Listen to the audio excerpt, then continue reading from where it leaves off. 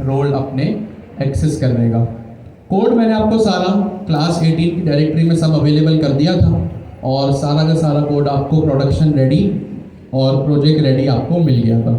Hackathons के form अभी भी ओपन है, अगर किसी ने उसको इम्प्लीमेंट नहीं किया तो आप जाके उसकी इम्प्लीमेंटेशन कर सकते हैं। क्लास 18 नाम की डायरेक्टरी है, उसमें दो फाइल्स हैं, एक main.py और दूसरी कौन सी है, RBAC main.py।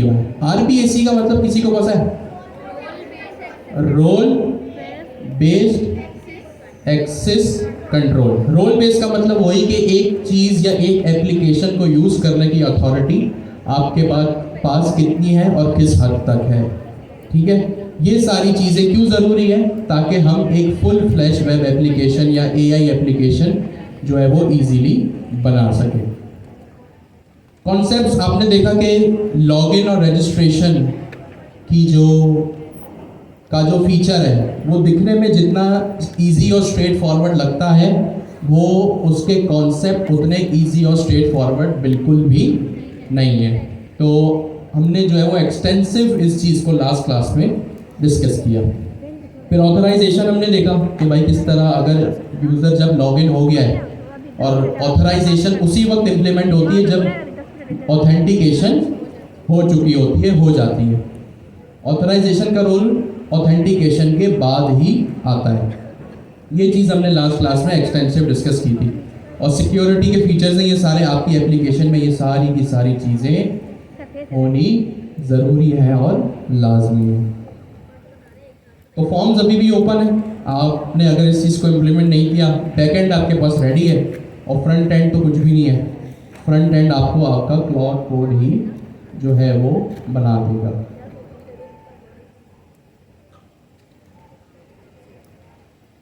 एक मेरे पास सवाल आया था कि भाई हम इसकी जो है वो इम्प्लीमेंटेशन करेंगे कैसे? ठीक है, बैकएंड का कोड तो उठा लिया, फ्रंट एंड की अप्रोच क्या होगी? कोई बता सकता है? किसी ने इम्प्लीमेंट किया है? काफ़ी लोगों ने किया होगा, नो किया है अभी। सबसे पहले क्या होगा, ऑफ कोर्स मैं एक फाइल बनाऊंगा अपने फ्रंट एंड पे Next.js पे। ठीक है, मैंने एक फाइल बनाई फॉर एग्जांपल authentication.tsx। ठीक है, या ऑथ नाम का एक फोल्डर बनाया, इसमें मैंने एक फाइल बनाई रजिस्ट्रेशन या register.tsx।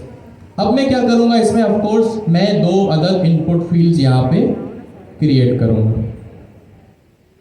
इनपुट फील्ड क्यों क्रिएट करूंगा? ऑफ कोर्स यहाँ पे यूजर अपना ईमेल प्रोवाइड करेगा, यहाँ पे यूजर क्या करेगा, अपना पासवर्ड प्रोवाइड करेगा।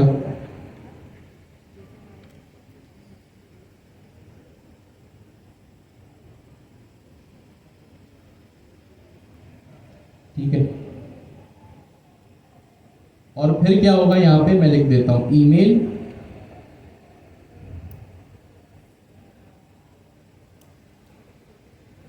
ज़्यादा ही जूम हो गया। ईमेल यहाँ पे क्या आएगा, पासवर्ड।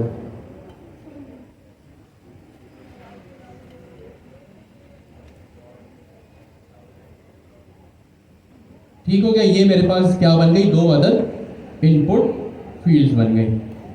ठीक है, अब ये इनपुट फील्ड बड़ी खतरनाक बनी है। ठीक है, खैर आपको आइडिया हो गया। फिर यहाँ पे क्या बनेगा, एक अदर बटन बनेगा जिसका नाम हम रख देते हैं रजिस्ट्रेशन। ठीक है, यहाँ पे मैंने इसका क्या नाम रख दिया, रजिस्ट्रेशन। मैंने इस बटन का जो है वो नाम रख दिया। अब क्या होगा, खैर ये एक इनपुट, ये एक अदर जो है वो मेरे पास क्या है, फॉर्म बन गया, सिंपल इज दैट। अब यहाँ पे क्या होगा, इस बटन के क्लिक पे क्या होना चाहिए, सिर्फ दो लोग पढ़ते हैं क्लास में। इस रजिस्ट्रेशन के बटन पे जब यूजर क्लिक करेगा तो उसूलन क्या होना चाहिए, API कॉल होनी चाहिए। स्लैश रजिस्ट्रेशन की होनी चाहिए या स्लैश लॉगिन की होनी चाहिए, स्लैश रजिस्ट्रेशन की। यहाँ पे मेरे पास क्या होगी, एक अदर API कॉल होगी। और वो किस तरह कॉल होगी, आपको अगर याद हो तो क्वार्टर 2 में हमने पढ़ा था, अवेट फैच का एक फंक्शन था जावास्क्रिप्ट में, और यहाँ पे क्या था, API/registration। क्या इस API एंड पॉइंट में मैंने कुछ गलत किया है या सही है? बेस URL वो पोस्ट रिक्वेस्ट में उठा लेगा, वो आपको आइडिया है, लोकल होस्ट 8000 होगा जो भी है। हाँ, यहाँ पे ऑफ कोर्स हेडर आएगा, कॉमा सेपरेटेड, यहाँ पे मैं कॉल ऑब्जेक्ट पास करूँगा, वो सब आपको पता है। मैं सिर्फ आपको हायर डायमेंशंस में एक क्विक आइडिया प्रोवाइड कर रहा हूँ। यहाँ पे आप किस API को कॉल करेंगे? /API/registration की API को आप कॉल करेंगे। आपको ये एड्रेस मिला कैसे भाई? ये एड्रेस आपने कैसे गैस किया? हो सकता है मैं यहाँ पे लिखता साइन अप, मैं कुछ भी लिख सकता हूँ ना, /sign up लिख लिया मैंने, /registration लिख लिया, या / for example एडमिशन लिख लिया। आपने ये चीज लिखी कैसे? क्योंकि ये सेम URL क्या चीज है भाई? ये सेम URL वो ही है। अच्छा, हमने क्या डिस्कस किया? URLs क्या होते हैं?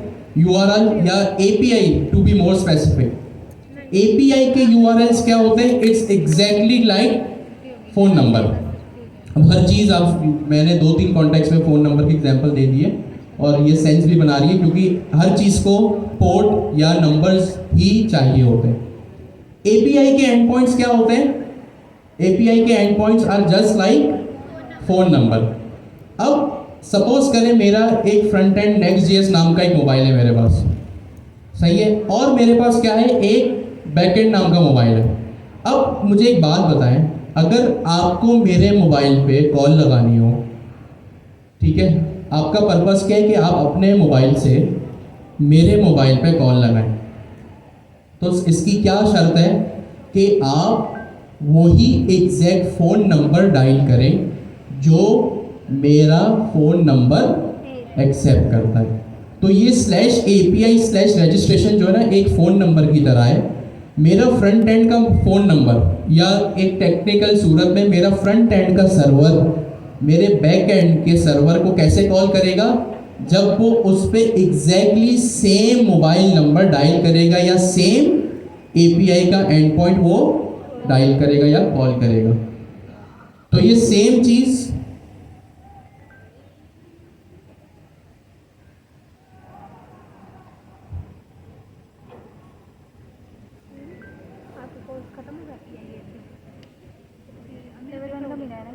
अब्दुल्ला भाई अवेलेबल है यहाँ पे, आपका खत्म हो जाएगा के एंड पॉइंट पर भी होगी।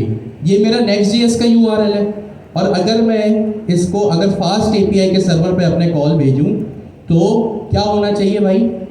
ये सेम चीज @app.post कहाँ होनी चाहिए? मेरे फास्ट API पे भी होनी चाहिए। ठीक है, अब देखिए ये URL भी सेम है, ये रहा @app.post, ये किसका URL है? फास्ट API का। किसका URL है?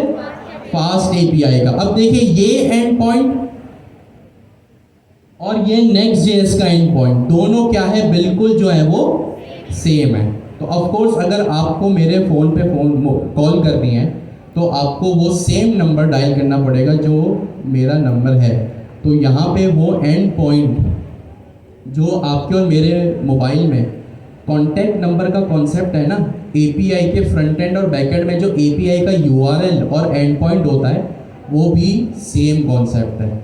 अगर आपने यहाँ पे कुछ भी लिखा तो आपके पास फ्रंट एंड पे क्या एरर आएगा? मैंने यहाँ पे अपनी API चेंज कर दी /signup, और मेरे फ्रंट एंड पे क्या है? /registration। तो क्या अब सेम मोबाइल पे कॉल लगेगी या सेम सर्वर पे रिक्वेस्ट जाएगी? नहीं जाएगी। क्यों? क्योंकि ये दोनों चीज़ें अलग अलग है। चलिए, ये तो बहुत एक वाज़ेह डिफरेंस है। अवेट API रजिस्ट्रेशन और app.post API/signup, ये क्या है? एक बहुत ही जो है वो वाज़ेह डिफरेंस है। इवन के चले अगर मैं दोबारा रजिस्ट्रेशन पे लिख दूँ, अब काफ़ी स्टूडेंट्स जो है ना, ये एक उनके साथ इशू आ रहा है। अब वो क्या कर रहे हैं? इवन के अगर मैं /API/registration और यहाँ पे सिर्फ एक आखिरी में / और लगा दूँ तो ये भी एक्सेप्टेबल जो है वो नहीं होता है। अब आप स्टूडेंट्स को ये डिफरेंस तो पता है कि हाँ भाई सर्वर का एंड पॉइंट सेम होना चाहिए, एपीआई एंड एंड पॉइंट जो है वो सेम होना चाहिए, लेकिन ये स्लैश भी एक बहुत बड़ा डिफरेंस क्रिएट कर देता है। हो सकता है आपके लोकल में चीज़ सही चल रही हो, बट वर्सल या hugging face, render, railway, AWS इस चीज़ को एक्सेप्ट नहीं करता। इसको क्या कहते हैं? इसको कहते हैं ट्रेलिंग स्लैश। क्या कहते हैं इस कॉन्सेप्ट को? Trailing slash. ठीक है, क्या कहते हैं इस चीज को? Trailing slash. तो आप लोग इस चीज को भी जहन में रखें कि आपके पास कहीं ये इशू जो है वो ना आएगा। ठीक है, तो ये आपने सिंपल कॉल करनी है। आपका यूजर जैसे रजिस्ट्रेशन पे क्लिक करेगा, एक रजिस्ट्रेशन की एपीआई कॉल होगी और वो सारा प्रोसेस फिर आपने फ्रंट एंड में, आपको पता है, आपका बैकएंड जेसन रिटर्न करेगा और वो रिस्पॉन्स आप अपने यूजर को रिटर्न करवा देंगे। ठीक है, और फिर आप उसको लॉगिन पेज पर ही डायरेक्ट कर देंगे। सेम चीज़ लॉगिन पेज पे भी होगी। यहाँ पे रजिस्ट्रेशन की जगह एक लॉगिन का बटन लगेगा और यहाँ पे रजिस्ट्रेशन की जगह कौन सी एपीआई कॉल होगी? स्लैश लॉगिन की। सिंपल है सर। ठीक है, तो ये एक इस तरह से आपका फ्रंट एंड यहाँ पे बन सकता है। ऑफ कोर्स ये काम क्लाउड कोड नहीं करना है, बट एज अ इंजीनियर आपको कॉन्सेप्ट जो है वो क्लियर होने चाहिए। अच्छा जी, अब हमारा आज का भी टॉपिक जो है वो सिक्योरिटी से ही रिलेटेड है, लेकिन द गुड थिंग इज के as compare to the previous topic जो है वो हमारा थोड़ा कम टेक्निकल है, बट बहुत ज़रूरी है। हम अब जो भी कॉन्सेप्ट आपने पिछली क्लास में पढ़े थे उनको आपने क्या करना है? अपने जहन में तो रखना ही। आज का हमारा सबसे पहला टॉपिक है वो है, क्या है? Rate limiting. क्या है हमारा आज का सबसे पहला टॉपिक? Rate limiting. किसी को पता है रेट लिमिटिंग क्या होता है? अच्छा, लिमिट का मतलब पता है? क्या मतलब होता है लिमिट का? बाउंड्रीज किसी भी चीज की क्रिएट कर देना या किसी को एक हद तक एक्सेस देके फिर उसके बाद उसको रोक देना, ये होता है लिमिट। रेट लिमिटिंग का मतलब क्या? हम किस कॉन्टेक्स्ट में बात कर रहे हैं? हम अपनी एपीआई के कॉन्टेक्स्ट में बात कर रहे हैं। किसके कॉन्टेक्स्ट में? एपीआई के कॉन्टेक्स्ट में। तो कहने का मतलब और मकसद यह है कि रेट लिमिटिंग जो होती है ना, वो आपकी एपीआई के ऊपर लगती है। आई रिपीट, रेट लिमिटिंग का जो कॉन्सेप्ट है वो किसके ऊपर अप्लाई होता है? आपकी एपीआईज के ऊपर अप्लाई होता है। एपीआईज कौन सी? वो जो फास्ट एपीआई में आप लोग डेवलप कर रहे हैं, बिल्ड कर रहे हैं, वो सारी एपीआईज पे क्या होगा? रेट लिमिट लगेगा। इसकी हमने मतलब ट्रांसलेशन तो समझ लिया, इसकी डेफिनेशन क्या है? इसकी डेफिनेशन ये है कि आपने अपनी एपीआईज आज तक जितनी भी बनाई, अभी तक आपने किस तरह उसको बनाया? आपने किसी भी यूज़र को रिस्ट्रिक्ट नहीं किया कि भाई आप इतनी ही हद तक हमारी एपीआईज को यूज़ कर सकते हो। हालांकि एज अ यूज़र आप सब इस मसले में फंसे हो। याद है किसमें? जेमिनाई की एपीआई की का एरर आ गया, क्लाउड कोड का एरर आ गया, क्लाउड कोड राउटर कह रहा है कि भाई आपने एपीआई लिमिट रीच कर दी। सही है, ये सारी चीज़ें क्या होती है? रेट लिमिटिंग होती है। अच्छा, इसकी डेफिनेशन क्या है? रेट लिमिटिंग का मतलब होता है किसी भी एपीआई को एक स्पेसिफिक टाइम फ्रेम के अंदर एक हद तक एक्सेसिबल बनाना। सही है, रेट लिमिटिंग का क्या मतलब होता है? किसी भी एपीआई को एक स्पेसिफिक टाइम फ्रेम के लिए एक्सेसिबल बनाना। बिल्कुल सीधी सादी उर्दू में लिखा है मैंने। ठीक है, किसी भी एक आपकी एपीआई है, एक स्पेसिफिक टाइम फ्रेम में आपने उसको क्या किया? एक हद तक उसको एक्सेसिबल। अच्छा, इसका क्या मतलब है? ये होता है रेट लिमिटिंग। जब भी आप कोई एपीआई बनाते हो ना, तो आप कभी भी अपने यूजर्स को उसका अनलिमिटेड एक्सेस नहीं देते। ये मैं उन एपीआईज की बात कर रहा हूं जो सर्वर या डेटाबेस पे रिक्वेस्ट करती है। सही है, अच्छा, एक बात आप लोग जहन में रखिएगा, क्योंकि सिक्योरिटी से रिलेटेड सारी चीज़ें हम पढ़ रहे हैं, तो ऑफकोर्स इसमें सर्वर और डेटाबेस का कॉन्सेप्ट आ रहा है। तो मैं यहाँ लिख देता हूँ इससे पहले, in terms of server and dB. DB मतलब डेटाबेस, सही है। अब मैं दोबारा रिपीट करता हूँ। रेट लिमिटिंग का कॉन्सेप्ट हमारे पास एक है, हमारे बैकएंड में होता है, हर बैकएंड में होता है, इसे फास्ट एपीआई से रिलेटेड नहीं है। ये जेंगो में भी होगा, ये फ्लास्क में भी होगा, ये जावास्क्रिप्ट में भी होगा, ये सी शार्प में भी होगा, सी प्लस प्लस में, पीएचपी में, सब में होगा। हमारे पास बैकएंड में एक रेट लिमिटिंग का कॉन्सेप्ट होता है। किसका कॉन्सेप्ट होता है? Rate limiting. रेट लिमिटिंग क्या करता है, या एज अ डेवलपर आप रेट लिमिटिंग, पहले होता क्या है? रेट लिमिटिंग ये होता है कि आपकी जो पर्टिकुलर एपीआईज, आपकी जो पर्टिकुलर एपीआईज सर्वर पे या डेटाबेस पे रिक्वेस्ट करती हो, आप उन पे क्या करते हैं? रेट लिमिट लगाते हैं। क्या करते हैं आप? रेट लिमिट लगाते हैं। आपकी एपीआईज में या आपके बैकएंड में फॉर एग्जांपल 10 एपीआईज हैं, 10 में से 8 एपीआईज ऐसी है जिसको जब भी यूजर हिट करता है तो आपके सर्वर पे रिक्वेस्ट जाती है या आपके डेटाबेस पे जो है वो क्वेरी जाती है। अब यह काम हम क्यों करते हैं और रेट लिमिटिंग होता क्या है? अभी तो हमने एक इस इंट्रोडक्शन का एक कॉन्सेप्ट ये देखा, या फर्स्ट पार्ट ये देखा कि रेट लिमिटिंग आप अपनी उन एपीआईज पे लगाते हो जो एपीआईज क्या होती हैं, आपकी सर्वर पे या डेटाबेस पे रिक्वेस्ट करती है। सही है, ये हमने पहली चीज देखी। अब रेट लिमिटिंग क्या होता है? रेट लिमिटिंग ये होता है कि आप जो एपीआईज रिक्वेस्ट करती है ना आपके सर्वर या डेटाबेस पे, आप क्या करते हो, अब ये बिल्कुल नया कॉन्सेप्ट है, आपको जो आपके जहन में चीज़, माइंडसेट में जो कॉन्सेप्ट बैठा हुआ है ना, उस कॉन्सेप्ट को थोड़ा सा एक्सटेंड करना है। तो हमने पहला पार्ट तो एक ये देखा कि रेट लिमिटिंग आपकी उन एपीआईज पे ज़्यादातर लगती है जो डेटाबेस या सर्वर पे रिक्वेस्ट करें। अब सवाल ये आता है कि भाई रेट लिमिटिंग क्या होता है? रेट लिमिटिंग ये होता है कि आप क्या करते हो, अपनी एपीआईज पे जो सर्वर पे रिक्वेस्ट करती है उनको एक स्पेसिफिक टाइम फ्रेम के लिए यूजर को अवेलेबल करते हो। बस भाई, आपने आज तक जो भी लॉगिन की एपीआई बनाई, सही है, आपने जो भी आज तक जो हैकाथॉन 2 में आपने क्रंच सिस्टम बनाया जिसमें आपने लिखा होगा /API/create /API/delete /API/read, ये आप क्या करते हो? ये आपने क्या बनाई? एपीआईज बनाई, app.post/create। फिर आपने सपोज एक और एपीआई बनाई app.get/read।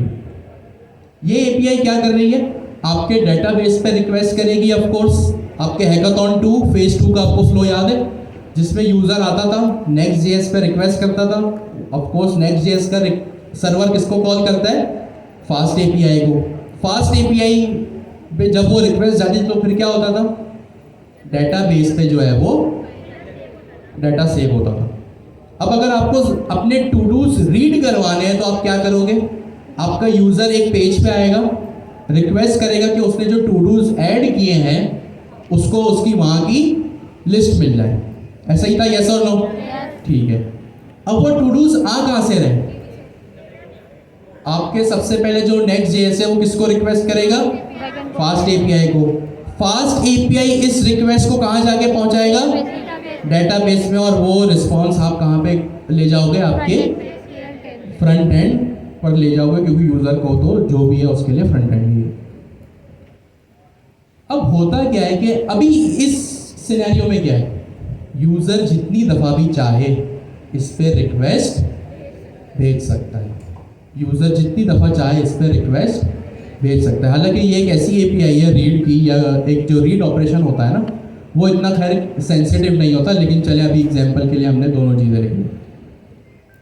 रेट लिमिटिंग का क्या कॉन्सेप्ट है कि आप जो है ना उन एपीआईज पे रेट लिमिटिंग लगाते हो जो सर्वर या डेटाबेस पे रिक्वेस्ट करती है।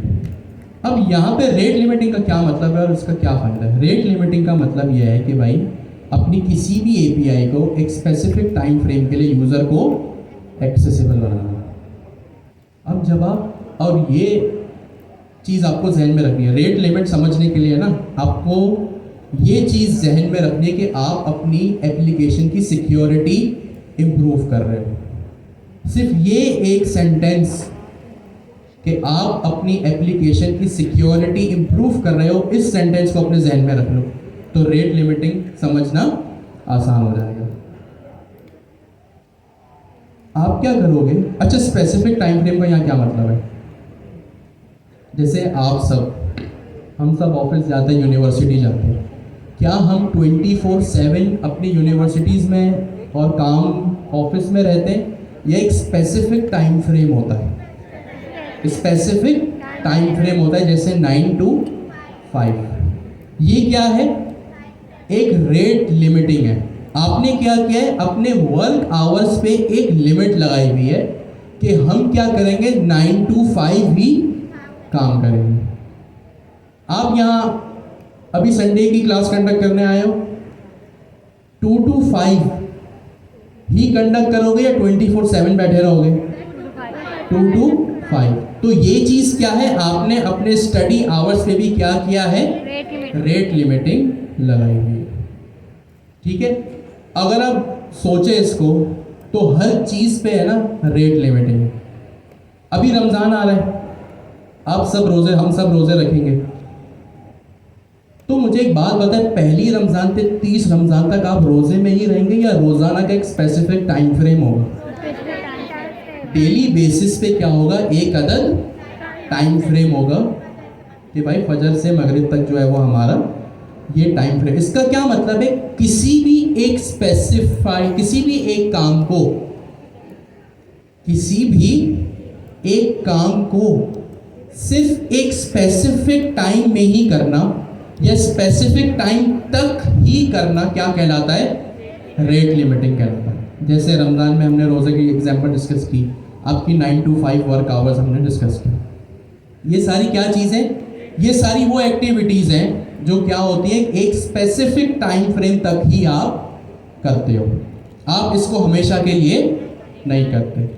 इसकी सबसे आसान और सबसे बड़ी एग्जांपल ये है जो अभी हमने इतनी फेस की पिछले 2-3 महीने से, वो क्या था, हमारा जेमिनाई का एपीआई की, हमारी जेमिनाई की एपीआई की, हमारी क्लाउड कोड की जो है वो एपीआई की, या क्लाउड कोड का जो एक स्पेसिफिक टाइम फ्रेम। आपने कभी ये सोचा है कि भाई आपने क्लाउड कोड खरीद लिया $20 का, या एंटरप्राइज खरीद लिया $150-200 का, या जेमिनाई का आप फ्री वर्जन ही क्यों ना यूज़ कर रहे हो? कभी आपने ये चीज़ सोची है कि भाई अगर एक चीज़ फ्री है तो भाई फिर मुझे उसको अनलिमिटेड एक्सेस करने दो? कभी आपने ये सोचा कि भाई क्लाउड वालों को $20 दे तो दिए, या दूसरे केस में एंटरप्राइज लेवल में $150-200 दे तो दिए, तो क्यों इस सारे सिनेरियो में भी क्लाउड जो है वो मैं एक 5 आवर्स का टाइम फ्रेम दे रहा है कि भाई आप 5 घंटे तक ही हमारे क्लाउड कोड को यूज़ कर सकते हो, उससे पहले अगर आपने जो है वो कोटा एक्सीड कर दिया तो आपको वेट करना पड़ेगा। ये रेट लिमिटिंग की प्राइम एग्जांपल है कि रेट लिमिटिंग क्या होता है, किसी भी एक स्पेसिफिक फीचर या किसी भी एक स्पेसिफिक एपीआई को यूज़ करना, और उसका भी यूजेज अनलिमिटेड नहीं, उस पर लिमिट लगाना, एक आपकी बाउंड्री हुदूद सेट करना क्या कहलाता है? रेट लिमिटिंग कहलाता है। ठीक है, तो रेट लिमिटिंग अब क्यों ज़रूरी है? अभी तक आपको ये बात तो समझ आ गई होगी कि भाई रेट लिमिटिंग क्या होता है। एक मेरी एपीआई बनाई मैंने, अब गौर से सुना, रेट लिमिटिंग क्या होता है, मैंने एक एपीआई बनाई और उस पर रेट लिमिटिंग लगा दी। अब ये रेट लिमिटिंग क्या अजाब है? ये रेट लिमिटिंग ये अजाब है कि आपने कोई भी एपीआई बनाई, उसको आपने क्या किया कि भाई सपोज जैसे क्लाउड कोड आपको वो 5 आवर्स का टाइम फ्रेम देता है कि 5 आवर्स में कितने टोकन्स आपने अगर खर्च कर दिए तो मैं आपको फिर यूज़ करने से रोक दूंगा। जेमिनाई में क्या होता है, आपको 24 आवर्स की साइकिल मिलती है जिसमें वो सपोज करें 10,000 टोकन्स आपको देता है।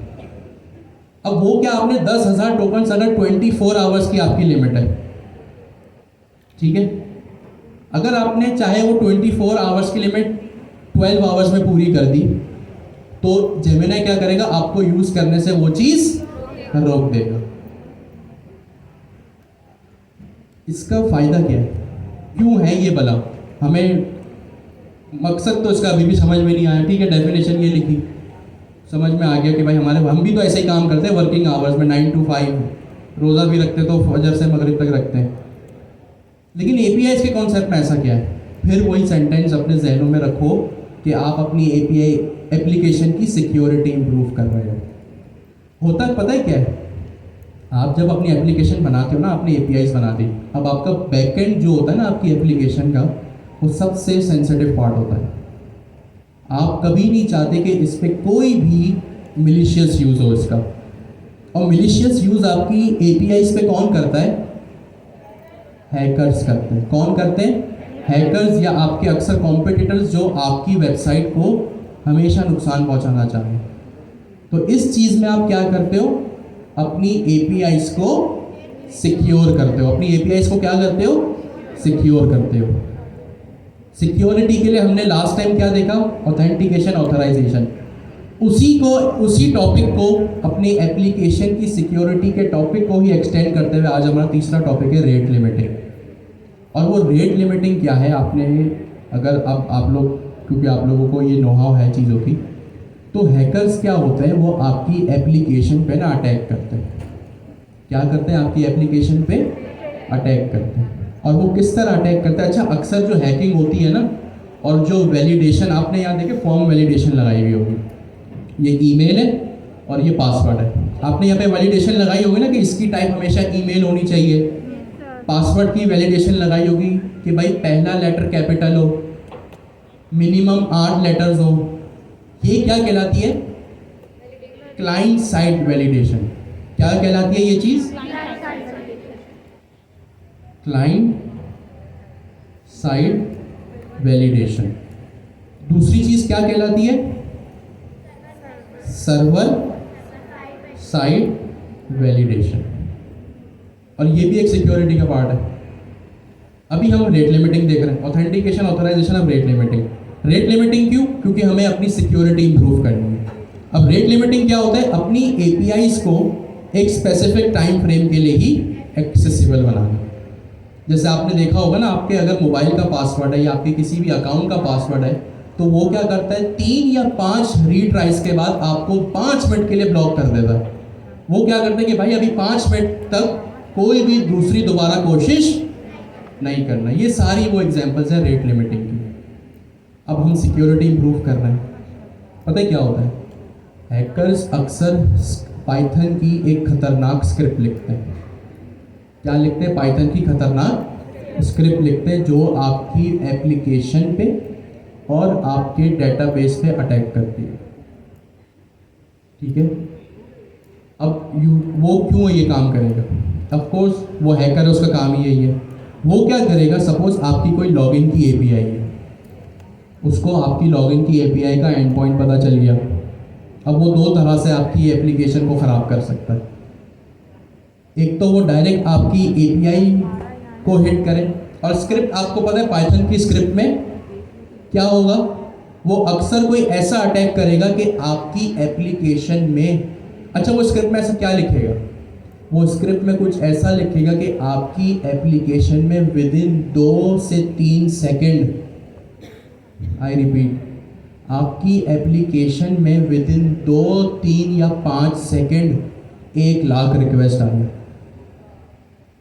और ये करना कोई मुश्किल बात नहीं है, सही है। आई रिपीट, हैकर्स क्या काम खराब करते हैं आपकी एप्लीकेशन में, वो कोई ऐसी स्क्रिप्ट लिखेंगे कि होगा क्या, आपकी एपीआई पे विद इन 2 से 5 सेकेंड 1 लाख रिक्वेस्ट आ गई। अब of course as a normal user जैसे मैं और आप है, हमारे लिए तो ये चीज़ करना इम्पॉसिबल है कि 5 सेकेंड में, सपोज ये जो रजिस्ट्रेशन का बटन है, ये रजिस्ट्रेशन का बटन क्या कर रहा है, मेरी रजिस्ट्रेशन की एपीआई को कॉल ही कर रहा है ना। अब एज अ यूज़र मेरे लिए तो ये इम्पॉसिबल है ना कि मैं 5 सेकेंड के अंदर 1 लाख दफ़ा इस बटन को प्रेस करूं रिक्वेस्ट भेजने के लिए। हम सबके लिए तो ये चीज़ क्या है, इम्पॉसिबल है, लेकिन पाइथन की स्क्रिप्ट से ये चीज़ आसानी से आराम से हो जाती है।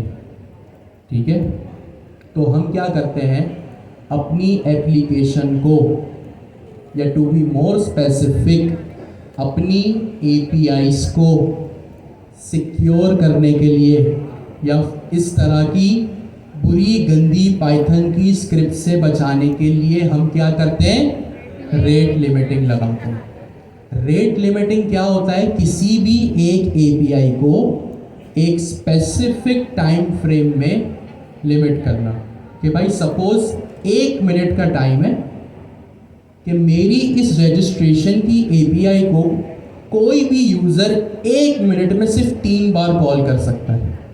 अगर 1 मिनट के अंदर उससे 34 दफ़ा कॉल करना चाहा तो मेरा सर्वर क्या करेगा, उस यूज़र को ब्लॉक कर देगा। क्या करेगा, उस यूज़र को ब्लॉक कर देगा। सही है, तो मैं इसकी समरी बताता हूँ। रेट लिमिटिंग का क्या मतलब होता है, जब आपको, आप क्यों यूज़ करते हैं, जब आपको अपनी एप्लीकेशन की सिक्योरिटी इम्प्रूव करनी है, number 1। Number 2, security improve rate limiting से कैसे होगी, क्योंकि रेट लिमिटिंग का मतलब ही यही होता है कि आपकी एप्लीकेशन की किसी भी एपीआई को टाइम तक या लिमिटेड नंबर तक एक्सेसिबल बनाना। अब अगर कोई हैकर आता है, मैंने क्या किया, लिमिट लगा दी कि भाई मेरी जो एक एपीआई होगी ना, अब ये कैसे होगा वो हम करेंगे, अभी आप सिर्फ कॉन्सेप्ट और थ्योरी सुनिए, कि भाई जो मेरी ये डेटाबेस की एपीआई है या क्रिएट की जो एपीआई है जो मेरे डेटाबेस को कॉल करेगी। अब मुझे एक बात बताएं, अगर मैं हैकर हूँ, आपकी इस क्रिएट की एपीआई पे मैं कोई ऐसी पाइथन की स्क्रिप्ट चलाऊँ जिसमें 5 सेकंड में 1 लाख रिक्वेस्ट आ जाए, तो आपको फ्लो जहन में है ना कि फ्लो क्या है, एपीआई पे जैसे रिक्वेस्ट जाएगी आपका डाटा कहाँ जाके स्टोर होगा, कहाँ पे डाटा स्टोर होगा, डेटाबेस में। कहाँ डाटा स्टोर होगा, डेटाबेस में। तो जब आपके फास्ट एपीआई के सर्वर पे 5 सेकंड में 1 लाख रिक्वेस्ट आएगी, और वो आपके फास्ट एपीआई का सर्वर में एक एंड पॉइंट है /create, उसकी लॉजिक ये है कि वहाँ पे डाटा जाके डेटाबेस में स्टोर हो जाता है। तो यहाँ आपके फास्ट एपीआई के सर्वर का भी बेड़ा गर्क होगा, और आपका जो डेटाबेस है उसकी भी सूरत हाल बड़ी नाजुक हो जाएगी। तो इसलिए आप क्या करते हो, रेट लिमिटिंग लगाते हो कि भाई अगर यूज़र बार बार स्पैम कर रहा है, ये हैकर्स तो कर सकते हैं, ये नॉर्मल यूज़र डेवलपर भी कर सकते हैं। भाई आप सबको पाइथन आती है, ठीक है, यहाँ पे अगर मैंने एक ऐसी चीज़ लिख दी इस एपीआई में, सपोज ये आपका क्या है, ये मैं यहाँ पे क्या करता हूँ, एक फंक्शन बनाता हूँ async dev login। ये सेम चीज़ हमने लास्ट क्लास में भी की थी, और यहाँ पे एक चीज़ रह गई app.post login। मैंने यहाँ पे क्या किया, while का लूप लगाया, ट्रू किया और इसको छोड़ दिया। ठीक है, यहाँ पे मैंने क्या किया, इसको ऐसे ही छोड़ दिया। अब आप सबको पाइथन आती है, ठीक है, अब आप अंदाज़ा लगाएं, 3 लाइन का जो कोड लिखा है मैंने, इसमें क्या होगा, मेरा जो मेरी पाइथन की फाइल है, जो मेरा फास्ट एपीआई का सर्वर है, उस पर क्या होगा, ये लॉगिन की रिक्वेस्ट क्या होगी, मल्टीपल टाइम्स चली जाएगी, होती रहेगी, अनलिमिटेड टाइम्स होगी।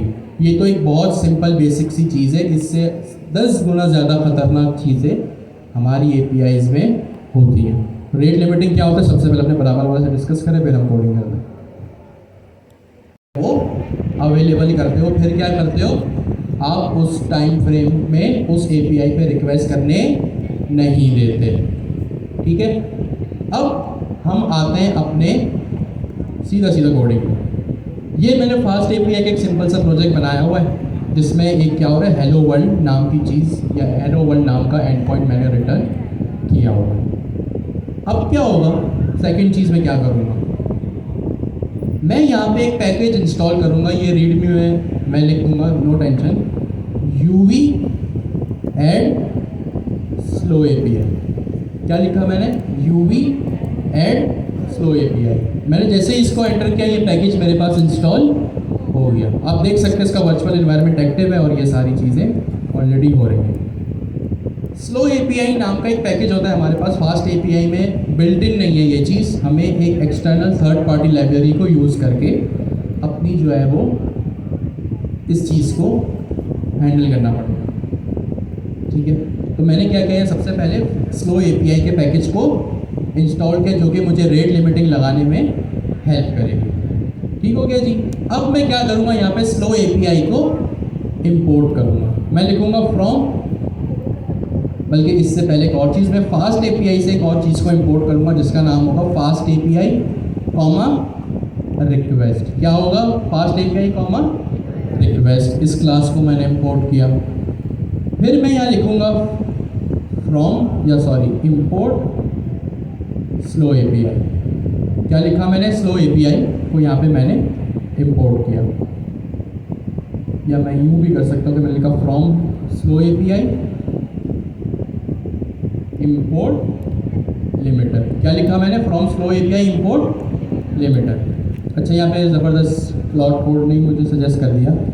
यहाँ पे मैंने क्या किया, दो चीज़ें इंपोर्ट की, एक लिमिटर की क्लास और दूसरा गेट रिमोट एड्रेस का फंक्शन मैंने यहाँ पे इंपोर्ट किया। ये दोनों चीज़ें कहाँ से आ रही हैं, मेरे स्लो एपीआई के पैकेज से आ रही है। पहली क्या चीज़ है, लिमिटर। दूसरी क्या चीज़ है, गेट रिमोट एड्रेस। लिमिटर की जो क्लास होती है ना, वो क्या करती है, हमें लिमिट लगाने में हेल्प करती है। लिमिटर की क्लास क्या होती है, हमें हमारी एपीआई पे लिमिट लगाने में हेल्प करती है। गेट रिमोट एड्रेस का क्या मतलब है, गेट रिमोट एड्रेस हमारे पास एक फंक्शन है जो कि यूज़र्स की डिटेल को, डिटेल को, मोर स्पेसिफिक एक यूज़र के आईपी एड्रेस को ट्रैक करने में हेल्प करता है। ऑफ कोर्स यूज़र का आप पता अपनी वेबसाइट पे कैसे लगाते हैं, उसके आईपी एड्रेस से ही लगाते हैं ना, कि भाई किस इंटरनेट से या किस आईपी से जो है वो इतनी ज़्यादा अजीब व गरीब रिक्वेस्ट आ रही है। तो यहाँ पे मैंने क्या किया, दो चीज़ें इंपोर्ट कर दी।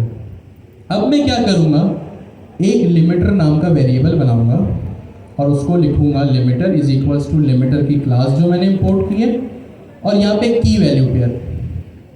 ये की वैल्यू पेयर क्या है, ये लिमिटर की क्लास जो मैंने ऊपर इंपोर्ट की थी, इसको मैंने यहाँ पे यूज़ किया, और गेट रिमोट एड्रेस नाम के फंक्शन को मैंने क्या किया, यहाँ पे कॉल किया। क्या किया, यहाँ पे मैंने कॉल किया। अब क्या होगा, मैंने यहाँ पे एक इंस्टेंस क्रिएट किया कि भाई जिस आईपी एड्रेस से भी रिक्वेस्ट आ रही है उस पर अब हमें लिमिट लगाना शुरू कर दिया।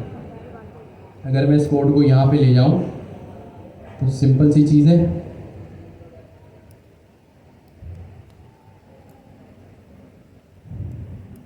ये क्या चीज़ है भाई, मैंने एक लिमिटर नाम का वेरिएबल बनाया, limiter is equals to limiter की क्लास जो मैंने स्लो एपीआई से इंपोर्ट की थी, और यहाँ पे इस क्लास का मैंने इंस्टेंस बनाया और यहाँ पे की आर्गुमेंट पास किया, की फंक्शन, और इसकी वैल्यू मैंने क्या रखी, गेट रिमोट एड्रेस। इससे क्या होगा कि मैंने एक पर्टिकुलर आईपी एड्रेस, एक पर्टिकुलर यूज़र पे क्या किया, लिमिट लगाना शुरू कर दी। तो इसका सिंपल सा एक ये मतलब है।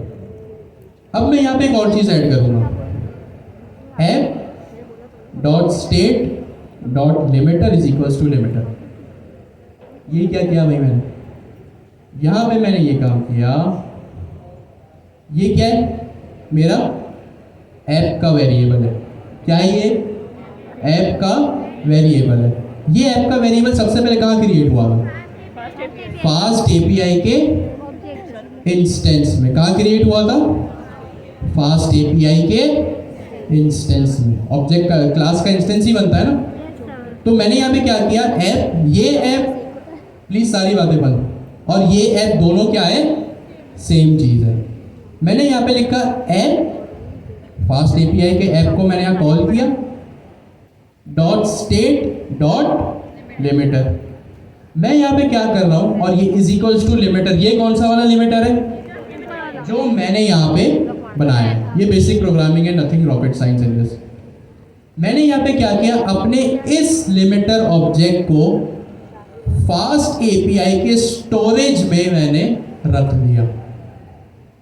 क्या किया मैंने यहाँ पे, मैंने अपने इस लिमिटर ऑब्जेक्ट को, जो कि एक थर्ड पार्टी लिमिटर ऑब्जेक्ट था, मैंने क्या किया यहाँ पे, एक थर्ड पार्टी जो मैंने यूज किया था लिमिटर, उसको मैंने क्या किया, सेकंड लाइन में जाके अपने फास्ट एपीआई के स्टोरेज ऑब्जेक्ट में रख दिया। इससे क्या होगा, अब मैंने क्या किया, सबसे पहले एक थर्ड पार्टी एपीआई से लिमिटर अपनी फाइल में लिखा। दूसरा काम मैंने ये किया कि मैंने अब उस थर्ड पार्टी एप्लीकेशन के थर्ड पार्टी लाइब्रेरी को मेरे फास्ट एपीआई से जान पहचान भी तो करानी है। तो जान पहचान तो भाई किसी भी चीज़ की वेरिएबल को असाइन करके ही होती है या रीअसाइन करके ही होती है। तो यहाँ पे ये काम हो रहा है कि फास्ट एपीआई के स्टोरेज वेरिएबल में मैंने अपने थर्ड पार्टी का लिमिटर जो है वो उसको असाइन कर दिया। इसका क्या फ़ायदा है, इसका फ़ायदा ये है कि जब एक चीज़ फास्ट एपीआई के स्टोरेज में होगी ना, तो वो फास्ट एपीआई के through out the life cycle हमेशा अवेलेबल रहेगी। फास्ट एपीआई के स्टोरेज क्या है भाई, फास्ट एपीआई के स्टोरेज में अगर कोई चीज़ है तो फास्ट एपीआई देख सकता है उस चीज़ को। भाई अगर आपके घर के स्टोरेज में कोई चीज़ रखी हुई है आपकी, तो आप उसको यूज़ कर सकते हो या नहीं कर सकते हो, यस और नो?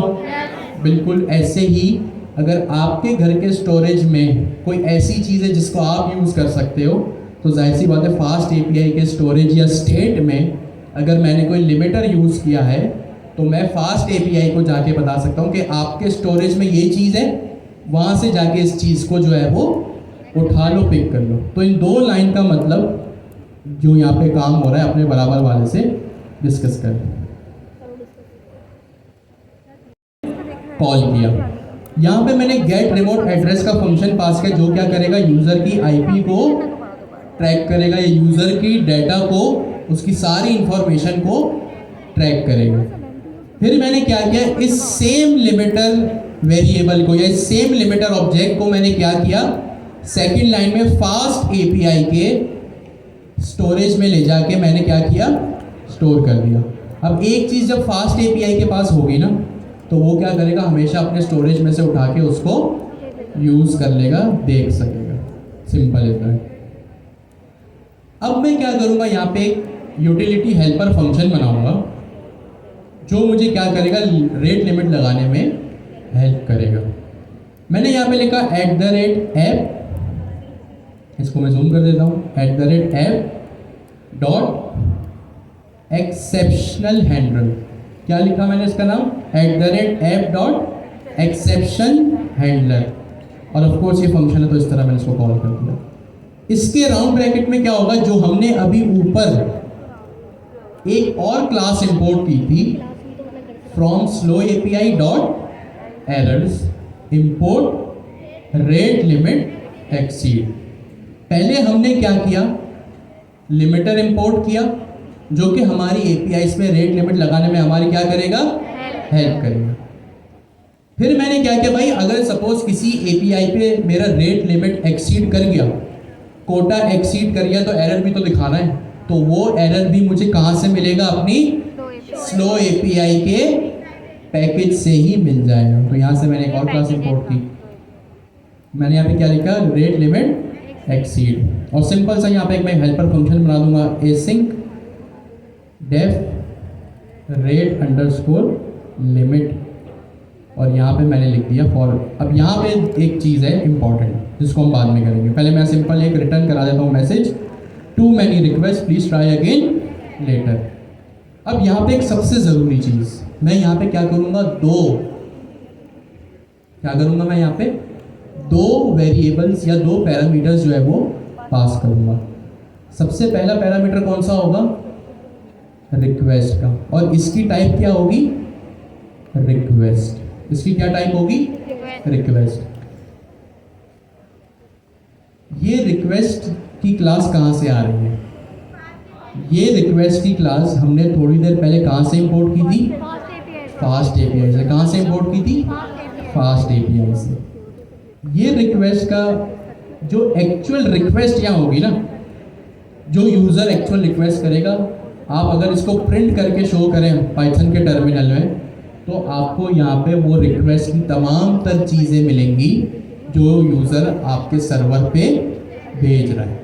तो ये एक इम्पॉर्टेंट वेरिएबल है और एक इम्पॉर्टेंट क्लास है। इसके बाद एक और वेरिएबल आएगी, सॉरी एक और पैरामीटर आएगा जिसका नाम क्या होगा यहाँ पे, एक्सीड। क्या होगा यहाँ पे, नाम कुछ भी हो सकता है इसका, और इसकी टाइप क्या होगी, रेट लिमिट एक्सीड। तो यहाँ पे ये रेट लिमिट एक्सीड वही है जो हमने थोड़ी देर पहले कहाँ से कॉल किया था, स्लो एपीआई के एरर मॉड्यूल से हमने इस चीज़ को इंपोर्ट किया था। इस कोड को देखें और समझें, कोई सवाल है तो पूछें।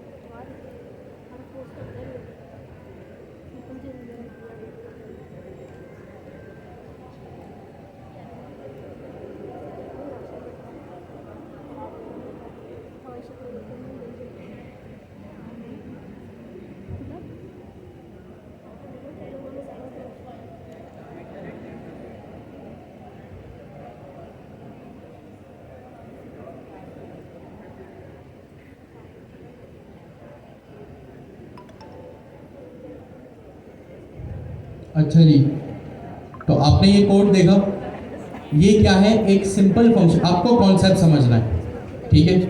आपको अभी मैं कमेंट्स जानबूझ कर नहीं लिख रहा ताकि आप जो है वो गौर से इसको देखें और सुनें।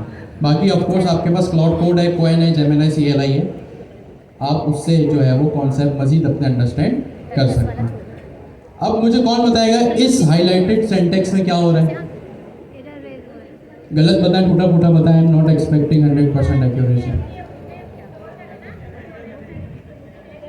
यहाँ पे क्या हो रहा है भाई? एरर हैंडलिंग हो रही है, ठीक है। कैसे कह दिया आपने एरर हैंडलिंग? अच्छा, किस चीज़ की हो रही है?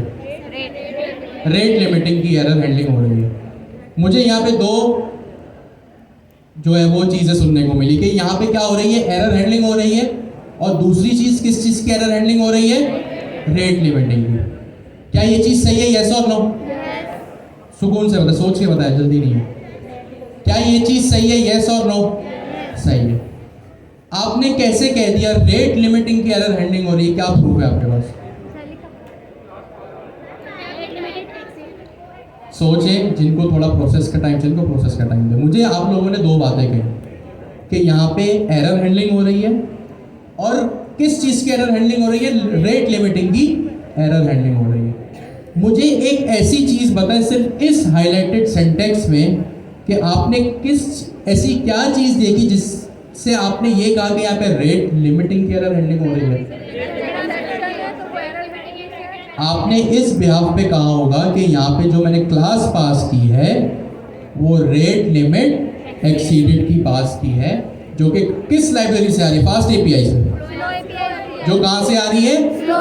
स्लो एपीआई से आ रही है। Very nice. ये रिक्वेस्ट का पैरामीटर, अब यहाँ से मेरा यूटिलिटी फंक्शन या हेल्पर फंक्शन शुरू हो रहा है। ये रिक्वेस्ट का पैरामीटर क्या करेगा? ये रिक्वेस्ट का पैरामीटर मेरी यूजर की रिक्वेस्ट को एक्चुअली देखेगा, और एक्सीड की भी टाइप यही है। सिंपल है। इस पूरे फंक्शन में जो मेन चीज है वो ये हाईलाइटेड सेंटेंस है। अब बारी आती है कि मैं असल में अपने एपीआईज पे रेट लिमिटिंग लगाऊं। बस आपने ये दो काम करने थे, बल्कि 3 या 4 काम किया। आपने स्लो एपीआई के पैकेज को इंस्टॉल किया, इंस्टॉल करने के बाद उनको इंपोर्ट किया 2-3 चीज़ों को, और उसको फास्ट एपीआई के स्टेट वेरिएबल या ऑब्जेक्ट में उसको अवेलेबल किया 3, और चौथी चीज़ आपने यहाँ पे एक यूटिलिटी फंक्शन बनाया। मैंने यहाँ पे एक फंक्शन बनाया @app.get, और मैंने यहाँ पे लिख दिया रीड, और मैंने यहाँ पे एसिंग फंक्शन बनाया, यहाँ पे लिख दिया रीड, और यहाँ पे सपोज करें मैंने रिटर्न करा दिया एक एरे, उसमें एक ऑब्जेक्ट रख दिया आईडी 1 और यहाँ पे मैंने 2-3 आइटम रिटर्न करा दिए। क्या इस एपीआई, सारी बातें बंद प्लीज, सारा फोकस स्क्रीन पे, क्या इस एपीआई में रेट लिमिटिंग लग गई? सोच के बताएं, तुक्का लगाएं, एक्यूरेट बताएं, रीज़न के साथ बताएं, लेकिन बस अपना दिमाग चलाएं। सारी मेरी डिमांड आपसे ये है कि आपका दिमाग चलना चाहिए।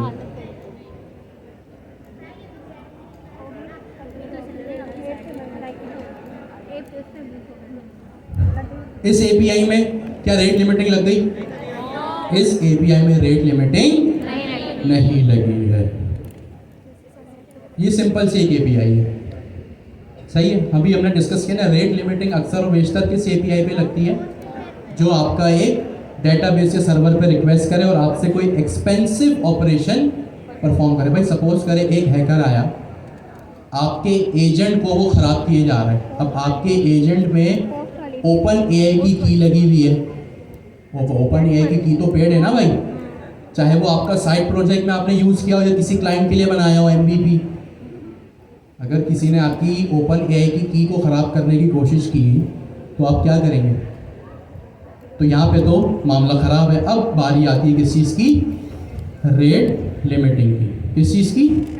Rate limiting. सबसे पहले क्या होता है? सबसे पहले किस तरह लिखा जाता है, बल्कि उसका सिंटैक्स क्या है? सबसे पहले ऑफ कोर्स जो आप आज तक एंड पॉइंट डिफाइन कर रहे हैं ना, आप वही करेंगे। मैंने लिखा @app.get और मैंने यहाँ पे लिखा suppose /login। Simple is that. यहाँ पे कोई चीज़ रॉकेट साइंस नहीं है, आपको पता है।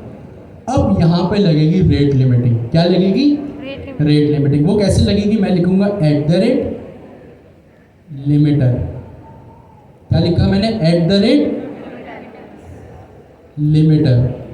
ये लिमिटर का वेरिएबल कौन सा वेरिएबल है? जो अभी हमने थोड़ी देर पहले यहाँ लिमिटर का ऑब्जेक्ट जो बनाया ना, इसका देखें वेरिएबल का नाम क्या है? लिमिटर।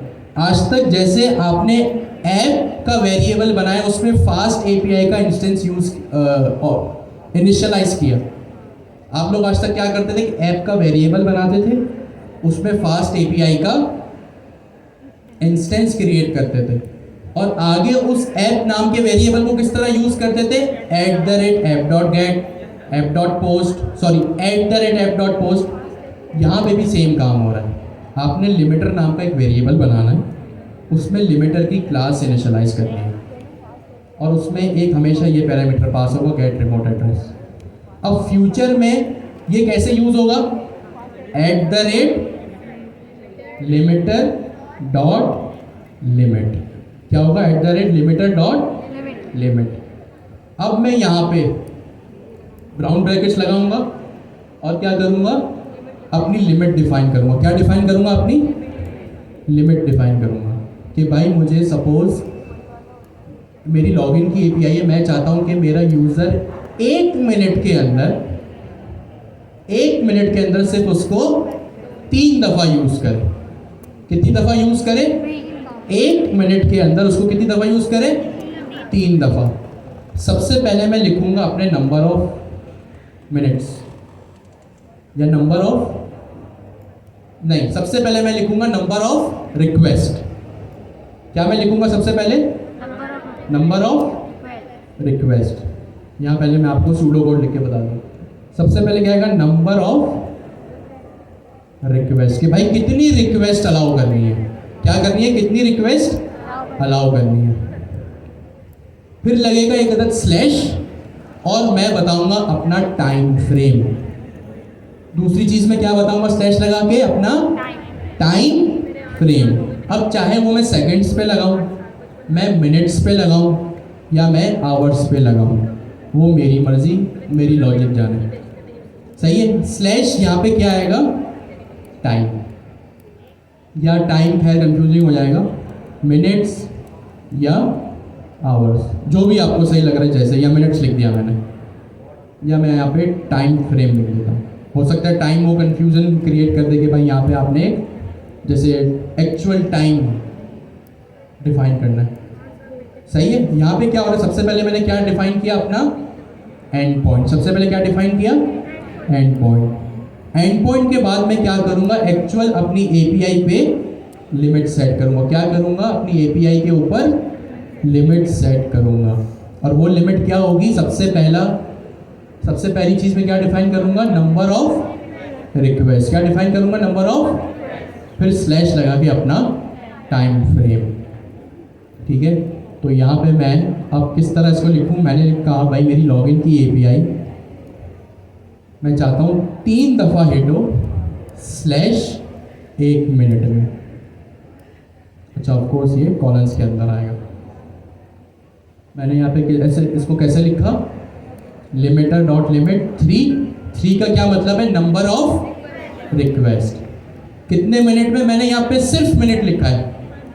तो अगर यहाँ पे मैंने सिर्फ मिनट लिखा, सिर्फ सेकंड्स लिखा, या सिर्फ आवर्स लिखा, अगर कोई नंबर नहीं तो वो बाय डिफॉल्ट क्या कंसीडर होगा? 1।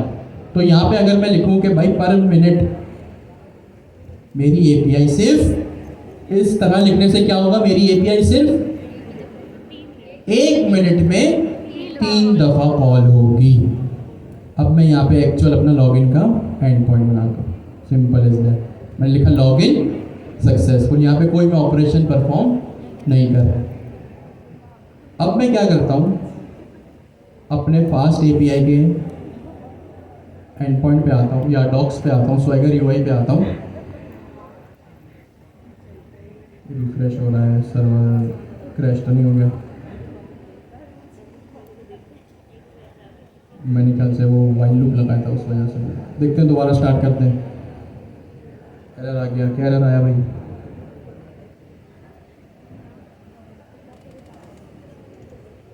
अच्छा, एक्सटेंड लाइब्रेरी, ये लाइब्रेरी से एरर आ रहा है। तो मोस्ट प्रोबेबली अब मैं क्लाउड कोड से हेल्प लूँगा।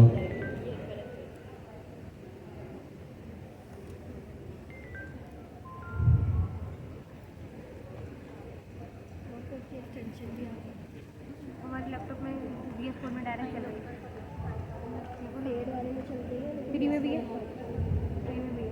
सिंपल सा एरर था और छोटी सी फाइल थी, तो इसलिए प्रॉम्प्ट भी इसको ज़्यादा एक्सटेंसिव देने की नीड हमें नहीं हुई।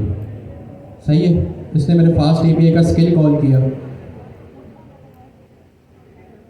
और यहाँ पे इसने मुझे इशू भी बताया। ओ, तो एक इम्पॉर्टेंट चीज़ अच्छा हुआ हमें पता चल गई। जब भी हम कभी देखें, ये बिफोर आफ्टर दोनों दिखा रहा है।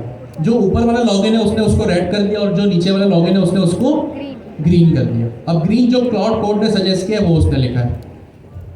रिक्वेस्ट की जो क्लास है ना, अगर आपको किसी भी एपीआई पे एरर हैंडलिंग या रेट लिमिटिंग करनी है, अगर आपको किसी भी एपीआई पे रेट लिमिटिंग लगानी है तो आपको क्या करना पड़ेगा? रिक्वेस्ट का ऑब्जेक्ट हमेशा पास करना पड़ेगा। क्यों? क्योंकि जो रिक्वेस्ट का ऑब्जेक्ट है ना, ये मेरे फास्ट एपीआई से आ रहा है, जो मेरे यूज़र की रिक्वेस्ट को हैंडल कर रहा है। तो आपने अगर किसी भी एपीआई पे रेट लिमिटिंग लगाई हुई है तो आपको ये रिक्वेस्ट का ऑब्जेक्ट पैरामीटर पास करना लाजमी है। इसी बिहाफ पर वो आपकी रेट लिमिटिंग जो है वो हैंडल करेगा। रेट लिमिटिंग या 2-3 चीज़ों से हो रही है। एक आपकी स्लो एपीआई की चीज़ों से, जिसमें आपने एक लिमिटर का इंस्टेंस क्रिएट किया, फिर आपने एक app.state.limiter लगाया ताकि फास्ट एपीआई के स्टोरेज ऑब्जेक्ट में वो चीज़ अवेलेबल हो। तीसरी चीज़ आपने क्या की? एक रेट लिमिटिंग का यूटिलिटी फंक्शन बनाया और इसको डेकोरेटर के साथ रख दिया। ये 3 चीज़ें आपने करनी है। और इसके साथ भी ये रिक्वेस्ट का ऑब्जेक्ट है, ये वाला। और अगर मैं इसको स्क्रॉल करूं तो जिस एपीआई पे रेट लिमिटिंग लगी हुई है उसके साथ भी रिक्वेस्ट का ऑब्जेक्ट लाजमी है। तो अगर मैं इसको एक्सेप्ट करता हूं अपने क्लाउड कोड के सजेशन को, तो अब एरर जो है वो चला जाना चाहिए। ठीक है, अब मैं इसको दोबारा रिफ्रेश करता हूं। सही है, अब यहाँ पे क्या हुआ? आपको मेरे 3 एंड पॉइंट्स नजर आ रहे हैं, एक रूट, एक रीड और एक लॉगिन। लॉगिन पे मैंने क्या रेट लिमिट लगाई हुई है कि 3 दफ़ा यूज़र रिक्वेस्ट करेगा। कितनी देर में? 1 मिनट में। तो जब ऐसे ही टाइम कब से शुरू होगा, जैसे ही मैंने ट्राई इट आउट शुरू किया और सबसे पहले मैं एग्जीक्यूट पे क्लिक करूँगा तो क्या हुआ, इसने मुझे क्या मैसेज किया, लॉगिन सक्सेसफुल। मैंने कितनी दफ़ा एग्जीक्यूट पे क्लिक किया, एक दफ़ा क्लिक किया, मतलब एक टाइम लॉगिन की एपीआई पे मैंने रिक्वेस्ट की। अभी 1 मिनट हुआ नहीं है, मैंने दोबारा रिक्वेस्ट की, क्या मैसेज आया, लॉगिन सक्सेसफुल। 2 दफ़ा मैंने लॉगिन की एपीआई को कॉल किया, मैं तीसरी दफ़ा कॉल करता हूँ, इसने तीसरी दफ़ा भी मुझे क्या किया, लॉगिन का मैसेज सक्सेसफुली रिटर्न कर दिया, क्योंकि मैंने यहाँ पे लिखा होता है ना 3 दफ़ा एक यूज़र इस एपीआई को कॉल कर सकता है। अभी 1 मिनट हुआ नहीं है, मैं चौथी दफ़ा करता हूँ, मैंने दोबारा से एग्जीक्यूट के बटन पे क्लिक किया, इसने मुझे क्या मैसेज रिटर्न कर दिया, इंटरनल सर्वर एरर, कि भाई आपके सर्वर में जो है वो इशू आ गया है। क्यों, क्योंकि मैंने रेट लिमिटिंग क्या की, एक्सीड कर दी। तो ये था रेट लिमिटिंग का कॉन्सेप्ट कि रेट लिमिटिंग क्या होता है, किसी भी एक एपीआई को एक स्पेसिफिक टाइम फ्रेम में ही अवेलेबल रहने देना। क्या पर्पस है इस चीज का, सिक्योरिटी। क्या पर्पस है इस चीज का, सिक्योरिटी। सिक्योरिटी किससे, अजीबोगरीब पाइथन की स्क्रिप्ट से, कि भाई कोई भी हैकर आके जो है वो मेरी एपीआई का गलत यूज ना कर सके।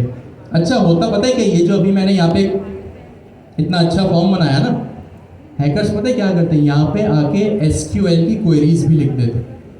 क्या करते हैं, यहाँ पे आके एसक्यूएल क्या है, डेटाबेस। ऑफ कोर्स हमने देखा ना डेटाबेस पे तो क्वेरी चलती है, हमने ओआरएम पढ़ा है, तो आप जाके इस पर मजीद रिसर्च करेंगे ना तो ये और जो है वो वास्ट टॉपिक है। तो हमने क्या किया कि अब सपोज यूज़र ने यहाँ पे कोई एसक्यूएल की ऐसी बुरी क्वेरी लिखी जो मेरे डेटाबेस में जाके क्वेरी करने लगे, सही है। तो ये सारी चीज़ों से बचने के लिए, सिक्योरिटी पर्पस के लिए मैंने यहाँ पे क्या किया, रेट लिमिटिंग लगा दी। अब कोई भी हैकर आए, वो चाहता है कि भाई 5 मिनट के अंदर मेरी एपीआई पे वो 1 लाख रिक्वेस्ट कर दे।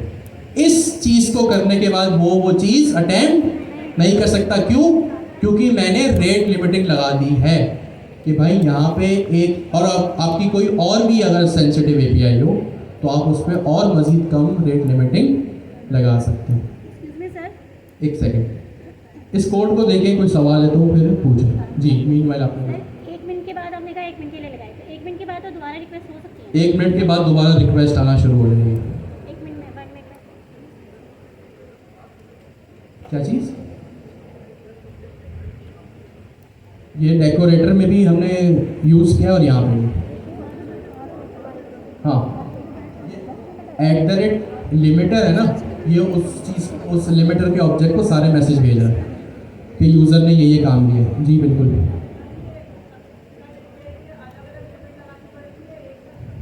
ये दोनों काम कर सकते हो आप। चाहो कि अगर आपके पास 10 एपीआईज हैं, आप 10 पे एक ही लिमिट लगाओ, तो ऊपर आप डिफ़ॉल्ट पैरामीटर पास कर सकते हो। जो हमने लिखा ना लिमिटर, वहाँ पे आप एक डिफ़ॉल्ट ऑब्जेक्ट पास कर दो, वहाँ पे हो जाएगा। अगर आप चाहते हो आपकी हर एपीआई पे एक अलग लिमिट लगे तो वो काम भी आप कर सकते हो। मैं एक और एपीआई बनाऊंगा अभी, तो उसमें हम वो देखेंगे।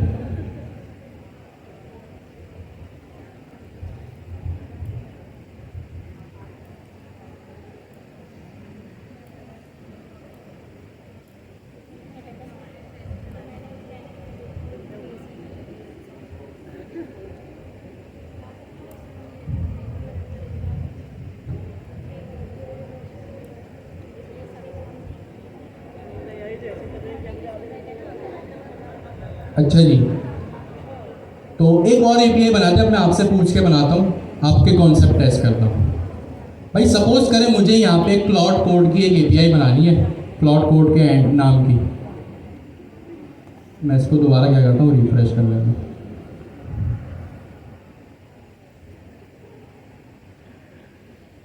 अब आप सुने क्या करना है। मैं चाहता हूँ कि यहाँ पे एक create an end point name Claude code, rate limit this API to, अभी सपोज क्लास में चीज़ों को समझने के लिए 2 फॉर 2 रिक्वेस्ट 5 आवर, या ईच नहीं, पर 5 आवर्स, पर 5 आवर्स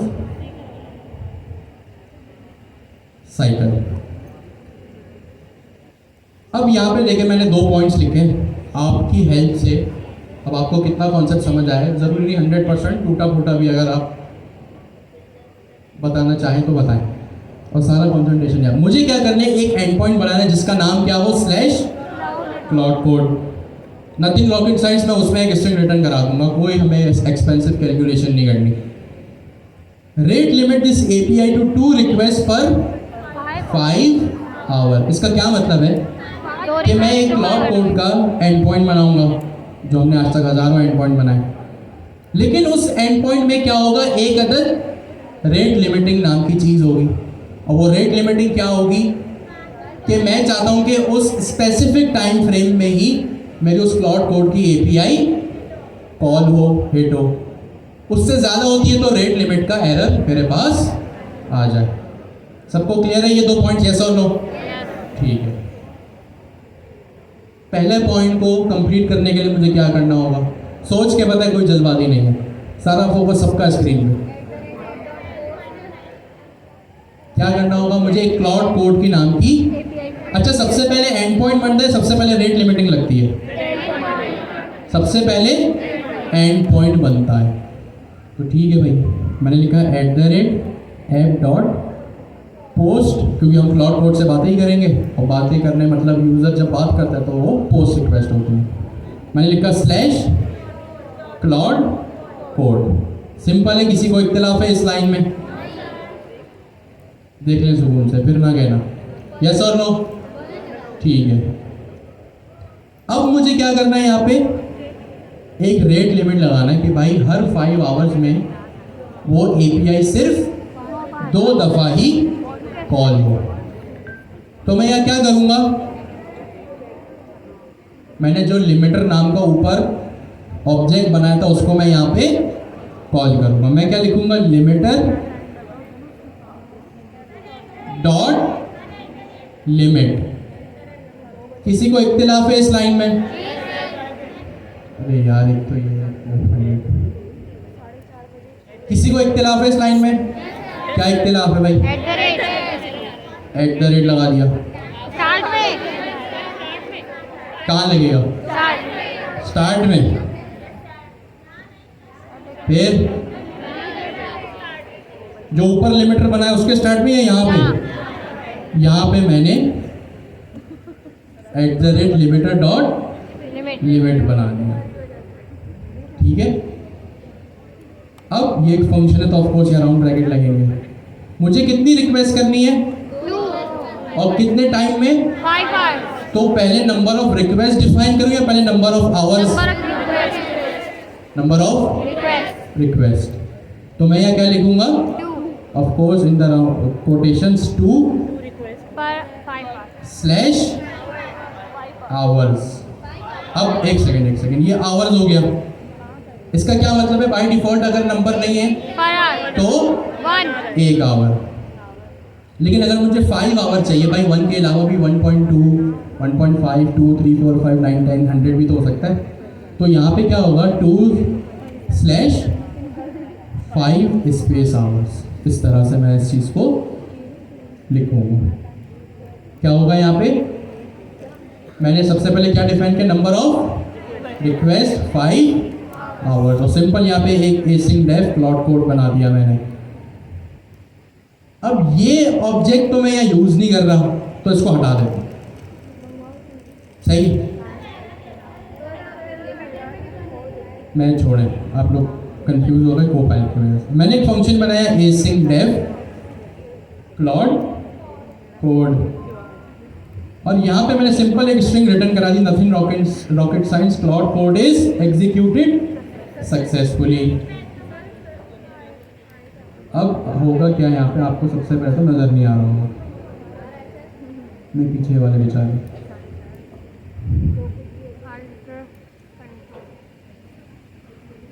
यहाँ पे क्या किया, क्लाउड कोड नाम का एक एंड पॉइंट बनाया, रेट लिमिटर सेट किया, फंक्शन बनाया, मैसेज रिटर्न कराया। क्या इस फंक्शन में किसी को इख्तिलाफ है?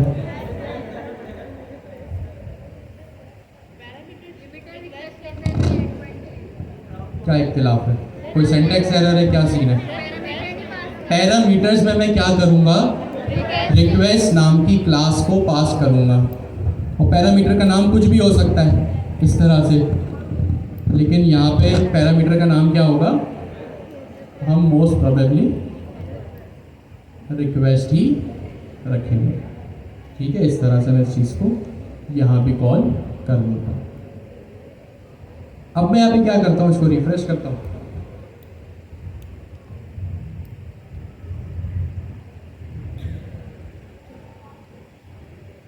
ये क्लाउड कोड नाम का मेरे पास एंड पॉइंट क्रिएट हो गया। जैसे ही मैंने इसको एग्जीक्यूट किया, ट्राई इट आउट किया, मेरे पास क्या है, एग्जीक्यूट का बटन यहाँ पे शो होने लगा। मैंने जैसे एग्जीक्यूट पे क्लिक किया, मेरे पास क्या मैसेज आया, क्लाउड कोड एग्जीक्यूटेड सक्सेसफुली। अब दूसरी दफ़ा मैं इसको कॉल करूंगा, अब दूसरी दफ़ा में एरर आएगा या परमिशन है मुझे? भाई सिर्फ 2 की लिमिट है तो मैं 2 तक रिक्वेस्ट कर सकता हूँ। 2 को जैसे एक्सीड करके 3 पे पहुंचूंगा तो एरर आएगा। अब 2 रिक्वेस्ट पे भी दूसरी रिक्वेस्ट करूंगा तो एरर आएगा, या तीसरी पे एरर आएगा?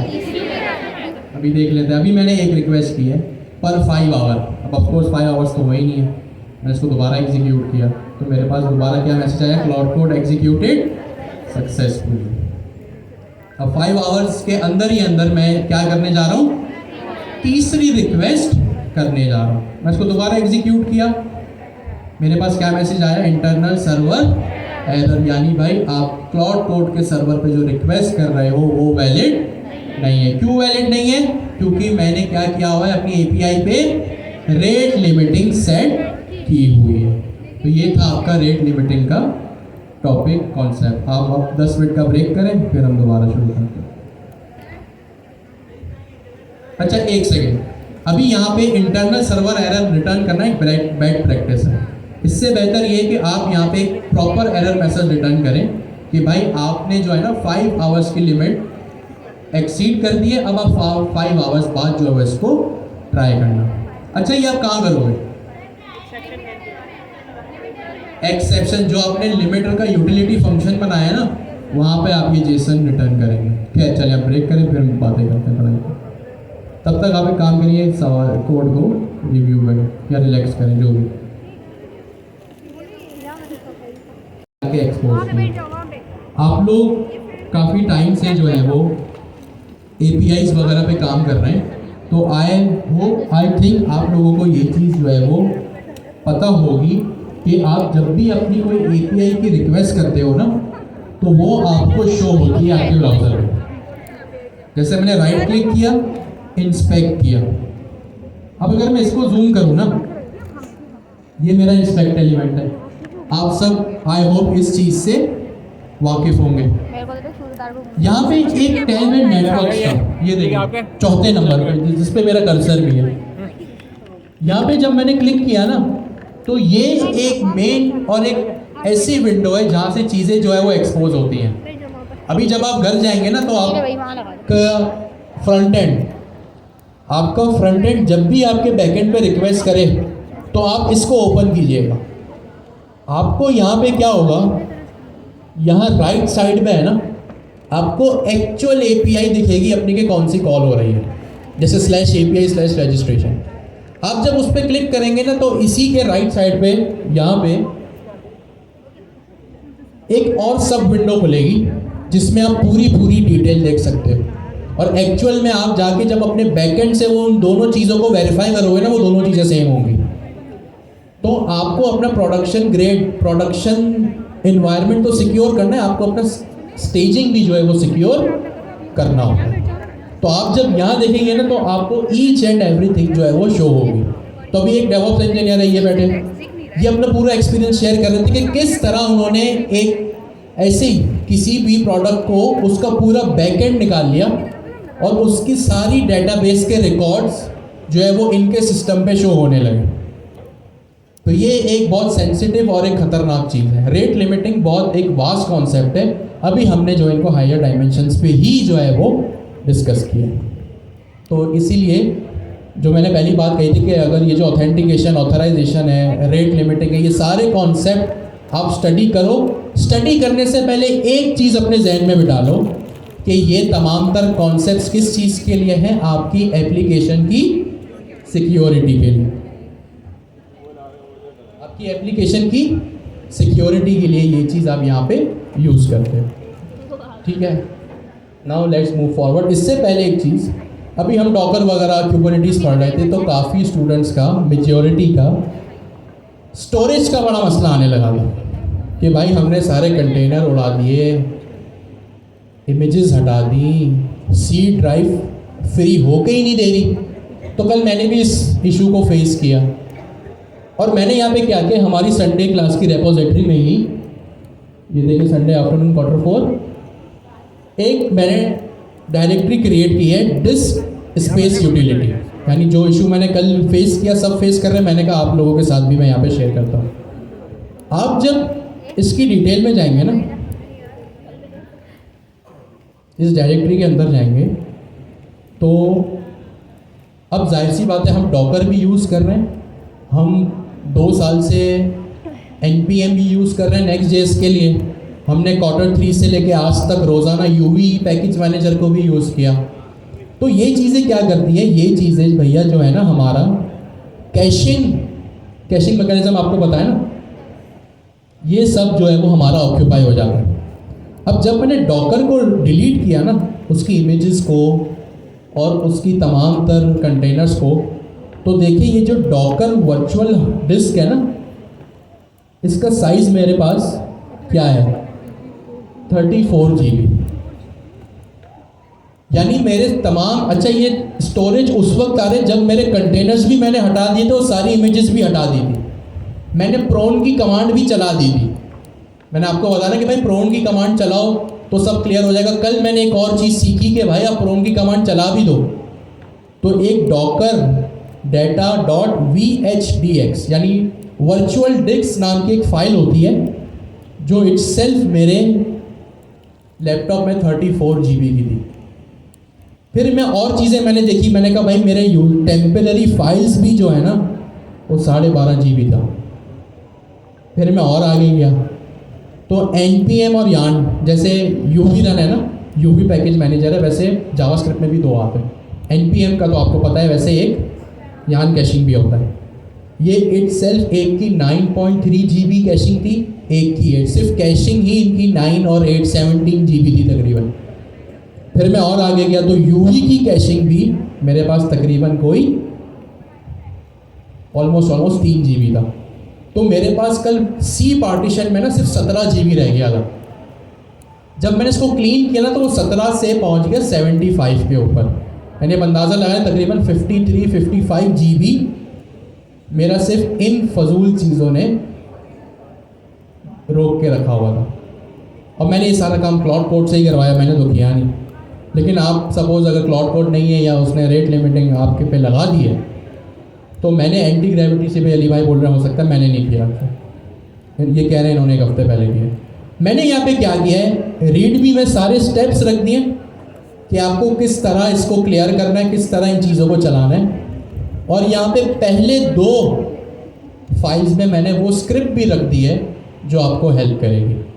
अब इसको आप क्लोन करें और इस फाइल पे ले जाके राइट क्लिक करें, डबल क्लिक करें, क्या करना है वो हर चीज़ इस readme.md में मैंने लिखी हुई है। तो अगर आप में से कोई स्टोरेज का इशू फेस कर रहा है तो इस चीज़ को जाके लाजमी जो है वो देख लें, सही है। इससे आपका, अगर आप डॉकर की वो एक्सटेंसिव फाइल हटाएंगे ना तो मैंने ये चीज़ भी लिख दी है कि उससे आपके डॉकर इंजन पे, WSL पे कोई जो है वो इम्पैक्ट नहीं पड़ेगा। वो ऐसे ही ट्रीट करेगा आपके डॉकर को कि जैसे अभी अभी डॉकर इंस्टॉल किया है आपने, ठीक है। तो ये सिंपल सी एक चीज़ थी।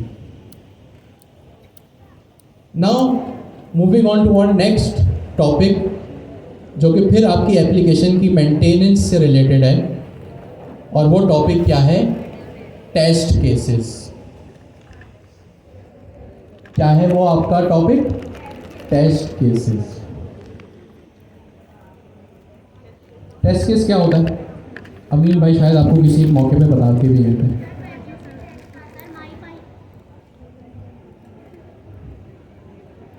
पाई टेस्ट का नाम सुना है आपने? पाई टेस्ट क्या होता है? एक पैकेज मैनेजर या एक लाइब्रेरी है थर्ड पार्टी जो आपको टेस्ट केसेस लिखने में हेल्प करती है। इसको हम यूँ समझते हैं, पता है, प्रोडक्शन ग्रेड एप्लीकेशन में या कोई भी फीचर जब आपको पुश करना हो, यूज़र्स के लिए अवेलेबल करना हो, तो कंपनीज में क्या होता है, नहीं ना सही मामला ये है कि जब भी आप एज अ डेवलपर कोई नया फीचर इंट्रोड्यूस करते हो ना, तो आपको उसके टेस्ट केसेस लिखने ज़रूरी होते हैं, नंबर 1। अब टेस्ट केस में क्या होता है? टेस्ट केस में ये चीज़ लिखते हो आप कि भाई आप एज अ डेवलपर अगर आपने कोई काम किया है तो क्या वो सही से चल रहा है या नहीं, उसका एक्सपेक्टेड रिजल्ट जो है वो आ रहा है या नहीं। अगर मैं आपसे कहूं कि भाई आपने आज से 1-1.5 साल पहले जो Q2 में ई कॉमर्स की वेबसाइट बनाई थी, आप उसको दोबारा से स्टार्ट करें अपने लोकल सर्वर पे या इवन वर्सल पे, आप में से कितने लोगों को कॉन्फिडेंस है कि वो एप्लीकेशन चलेगी या नहीं? नहीं चलेगी। हर एक इंजीनियर को ये डाउट आता है। मैं ये नहीं कह रहा आपको अपने काम में कितना कॉन्फिडेंस है, काम कितना अच्छा किया, वो तो ऑफ कोर्स एक अलग डिबेट है, लेकिन हर एक इंजीनियर को ये डाउट तो आएगा ही आएगा कि भाई 2 साल से जिस एप्लीकेशन को हाथ नहीं लगाया, अगर दोबारा उसकी फाइल खोलनी पड़े तो क्या वो एप्लीकेशन चलेगी भी या नहीं। जो उस ई कॉमर्स एप्लीकेशन के एक्सपेक्टेड बिहेवियर्स, अब इस अल्फाज को जहन में रखिएगा, आपकी ई कॉमर्स एप्लीकेशन के एक्सपेक्टेड बिहेवियर्स, अभी वो तमाम तर चीज़ें सही काम कर रही होंगी या नहीं, ये डाउट हर इंजीनियर के माइंड में ज़रूर आता है। और जाहिर सी बातें आना भी चाहिए भाई, जिस चीज़ को आपने 1-1.5 साल 2 साल से हाथ नहीं लगाया, उसको ओपन नहीं किया, तो जाहिर सी बात है ये सवाल तो बिल्कुल वैलिड है। अब क्या करें?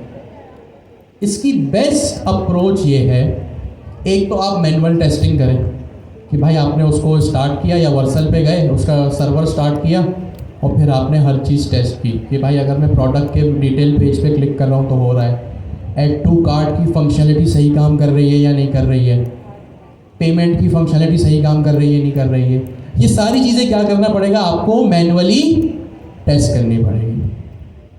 लेकिन क्या हम इस काम को ऑटोमेट कर सकते हैं? बिल्कुल कर सकते हैं। भाई अभी आपने हैकाथॉन मनाए, सही है, सपोज 2 महीने बाद आपको एक इंटरव्यू की कॉल आती है कि भाई आपका XYZ जगह पे इंटरव्यू है, या अचानक से क्लाइंट आपको अप्रोच करता है।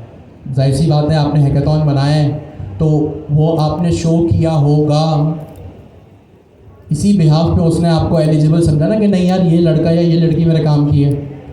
अब वो आपसे कहता है लाइव मीटिंग में कि चलो भाई अपनी एप्लीकेशन चला के दिखाओ, और अगर आपकी एप्लीकेशन लाइव मीटिंग में क्लाइंट के सामने क्रैश हो जाए तो क्या ये अच्छी चीज़ है? यस और नो? नो। अब आपको सपोज ये याद भी नहीं है कि आपने अपनी एप्लीकेशन में क्या क्या फीचर्स ऐड किए हैं। अब जब आप एक पुरानी एप्लीकेशन खोलते हो ना, तो आपको तो पहले आधा 1 दिन 2 दिन यही चीज़ गैदर करने में चले जाते हैं कि मैंने इसमें काम क्या क्या किया है। सही है, हमने इसमें काम ही क्या क्या किया है, हमें तो यही नहीं पता तो हम टेस्टिंग क्या करें। भाई टेस्टिंग के लिए तो सबसे पहले ये ज़रूरी है कि काम क्या हुआ हो। भाई अगर आप एक डिश बना रहे हैं तो आपके घर वाले आपसे ये कहते हैं ना, इसको चख कर बताओ कि कहीं इसमें नमक ज़्यादा है या नहीं है, इसमें मिर्चें ज़्यादा हैं या नहीं है। तो वो क्या कर रहे हैं, आपको एक, अगर मैं आपसे कहता हूँ भाई इस डिश को चखो, तो 1 सेकंड के लिए आप मुझसे सवाल करोगे ना, भाई चख के बताना क्या है मुझे। भाई चखना तो है उस डिश को, लेकिन मैं रिमार्क्स क्या दूँ उसको चखने के बाद? आप ये सवाल करोगे कि नहीं, यस और नो? यस, ये सवाल आपका बनता है कि भाई मुझे मिर्चें टेस्ट करनी है, नमक टेस्ट करना है, या चिकन सही से गला नहीं गला ये टेस्ट करना है। क्या टेस्ट करना है इसको टेस्ट करने के बाद? मैं आपसे कहता हूँ, जैसे आप मैकेनिक के पास जाते हैं, बॉयज़ अक्सर जाते होंगे, आपने कहा मैकेनिक को भाई जा इस बाइक को चला के लिए चेक कर इसमें क्या मसला है। मैकेनिक भी आपसे पूछेगा ना, भाई इतनी बड़ी बाइक है, इतने सारे फीचर्स हैं इसमें, क्या चेक करूं, क्या टेस्ट करूं। तो सबसे पहले तो टेस्टिंग के लिए आपको वो फीचर्स पता होने ज़रूरी है जो आपने अपनी एप्लीकेशन में इम्प्लीमेंट किए हैं। अब जाहिर सी बात है, वो ई कॉमर्स की एप्लीकेशन में हो सकता है आपने कोई छोटा सा एक ऐसा फीचर लगाया हो जो यूज़र एक्सपीरियंस के लिए तो बहुत अच्छा हो, बट हो सकता है वो आपको याद ना हो। या पेमेंट, हो सकता है उस वक्त आपसे पेमेंट की फंक्शनैलिटी में बहुत एरर आ रहे हो, आपने जुगाड़ लगा के जैसे जैसे कर दिया वो चलने लगा, 2 साल बाद आपको याद ही नहीं आपने क्या जुगाड़ लगाया था। अभी आप इतने हैकाथॉन बना रहे हो, सपोज चैटबॉट का मसला है, या चैटबॉट में आपने जेमिनी की एपीआई की रखी है, आपको पता ही नहीं है, अगर 2 हफ्ते बाद या आज मैं अभी बोलूँ अपने जो वो चैटबॉट खोलो, आप में से काफ़ी लोगों का ये सवाल होगा कि भाई ये चैटबॉट आज चलेगा भी या नहीं। तो इसकी बेस्ट प्रैक्टिस ये होती है कि फ्यूचर में, अब ये बहुत सारे सिनेरियोज में से एक सिनेरियो है कि आप फ्यूचर में हमेशा रिलैक्स रहो। जब भी आप टेस्ट केस लिखते हो ना, तो आप क्या करते हो, ये श्योरिटी देते हो अपने आप को कि मेरी एप्लीकेशन के टेस्ट केस अगर पास हो रहे हैं, टेस्ट केस में 2 चीज़ें होती हैं, या टेस्ट पास होते हैं या फेल। और जाहिर सी बात है, ऑफकोर्स जब भी आप टेस्ट केस लिखोगे या स्कूल में जब भी आपने कभी एग्ज़ाम दिया या टेस्ट दिया है, तो आपको उसमें पास होना लाजमी था। अगर आपने मैट्रिक किया, सही है, यहाँ पे सब तो मैट्रिक पास तो हैं। अगर मैं आपसे पूछूं आज मुझे प्रूफ दो कि आपने मैट्रिक किया है या नहीं, आप क्या करेंगे? मैट्रिक की मार्कशीट दिखाएंगे। मैं आपने कहा भाई मैंने XYZ यूनिवर्सिटी से ये डिग्री की है, तो मैं 2 चीज़ें बोल सकता हूँ, या तो मुझे सारे एग्जाम जो 4 साल में तुमने दिए ना अभी दे के दिखाओ, या फिर कोई एक ऐसी चीज़ बताओ मुझे जिससे 5 मिनट में ये प्रूव हो जाए कि तुमने फलां यूनिवर्सिटी से फलां डिग्री की। आप क्या करोगे? मुझे ऑफकोर्स वो डिग्री शो कराओगे। सही है।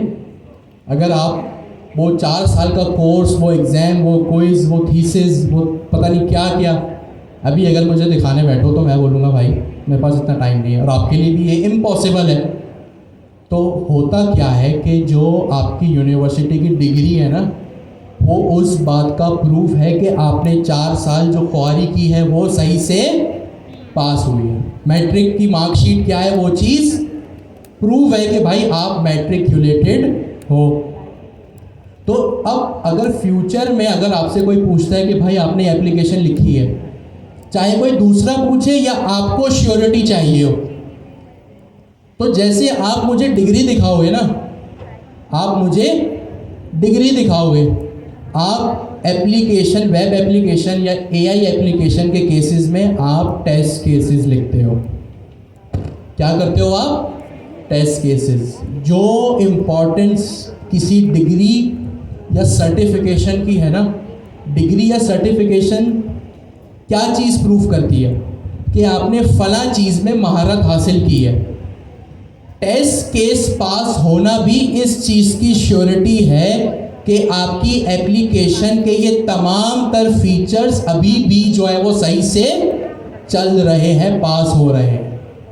तो अगर आप चाहे 2 साल बाद किसी एप्लीकेशन को टेस्ट करें, चाहे 2 दिन बाद, चाहे 2 घंटे बाद, ये एक सिनेरियो है कि आप तो सबसे पहले अपने आप को ये प्रूफ दें कि मेरी एप्लीकेशन सही चल रही है। ये बहुत सारे सिनेरियोज में से एक सिनेरियो है। दूसरी चीज़, अब एक प्रोडक्ट है, जैसे फेसबुक है, गूगल है, इवन दराज है, ठीक है। अब इस पे एक डेवलपर या एक इंजीनियर तो काम करता नहीं है, हज़ारों लोगों की टीम है। या इवन के सपोज आपको अगर कोई हायर करता है, तो इस बात की कोई श्योरिटी नहीं है कि जो आपसे प्रोजेक्ट बनवाएगा ना वो फ्रॉम द स्क्रैच का मतलब होता है ज़ीरो से ही बनवाएगा। हो सकता है आप किसी ऐसी कंपनी में हायर हो जाओ जहाँ पहले ही सेम प्रोडक्ट पे 4 या 40 या 400 लोग काम कर रहे हैं। अब इस तरह जब एक चीज़ पे मल्टीपल लोग काम करते हैं ना, तो बहुत ज़्यादा चांसेस होते हैं कि एक डेवलपर की वजह से दूसरे डेवलपर का काम खराब हो जाए या हिल जाए, और ये होता ही है, रोज़ाना होता है। इस चीज़ को श्योर करने के लिए कि भाई किसी भी डेवलपर की वजह से किसी दूसरे का काम खराब ना हो, आप इस वजह से भी टेस्ट केसेस जो है वो लिखते हो। तो टेस्ट केसेस हम क्यों लिखते हैं? बहुत सारे रीजंस में से 2 रीज़न कि एक तो अपने आप को श्योरिटी देना कि भाई मेरी चीज़ सही चल रही है, चाहे मैं 2 मिनट बाद टेस्ट करूं, 2 महीने बाद या 2 साल बाद। सबसे पहले टेस्ट केसेस का क्या फ़ायदा है? Surety to yourself that all your features are working correctly. ठीक है। दूसरा क्या है? टेस्ट केस क्या होता है भाई? या पास या फेल।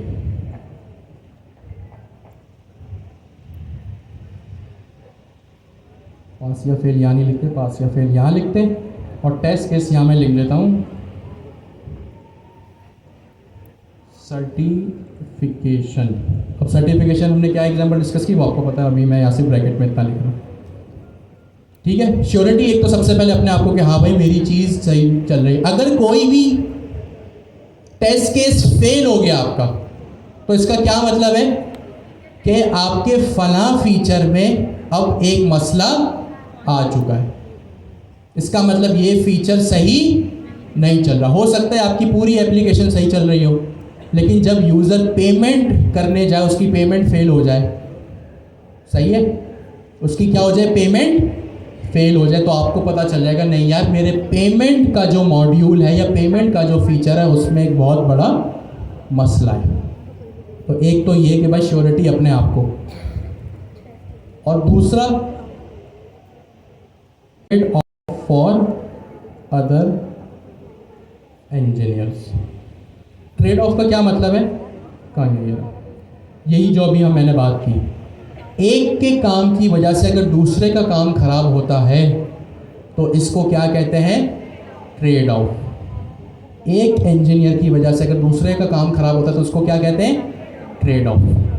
भाई हो सकता है कि एक, अब मुझे एक बात बताएं, लॉगिन की फंक्शनैलिटी है या पेमेंट करने की फंक्शनैलिटी है, अब ये अलग अलग तरीके से हो सकती है। अभी जो हमने लॉगिन की फंक्शनैलिटी बनाई वो कैसे बनाई? यूज़र नेम और पासवर्ड से। अभी जो हमने लॉगिन की फंक्शनैलिटी पिछली क्लास में बनाई वो कैसे बनाई?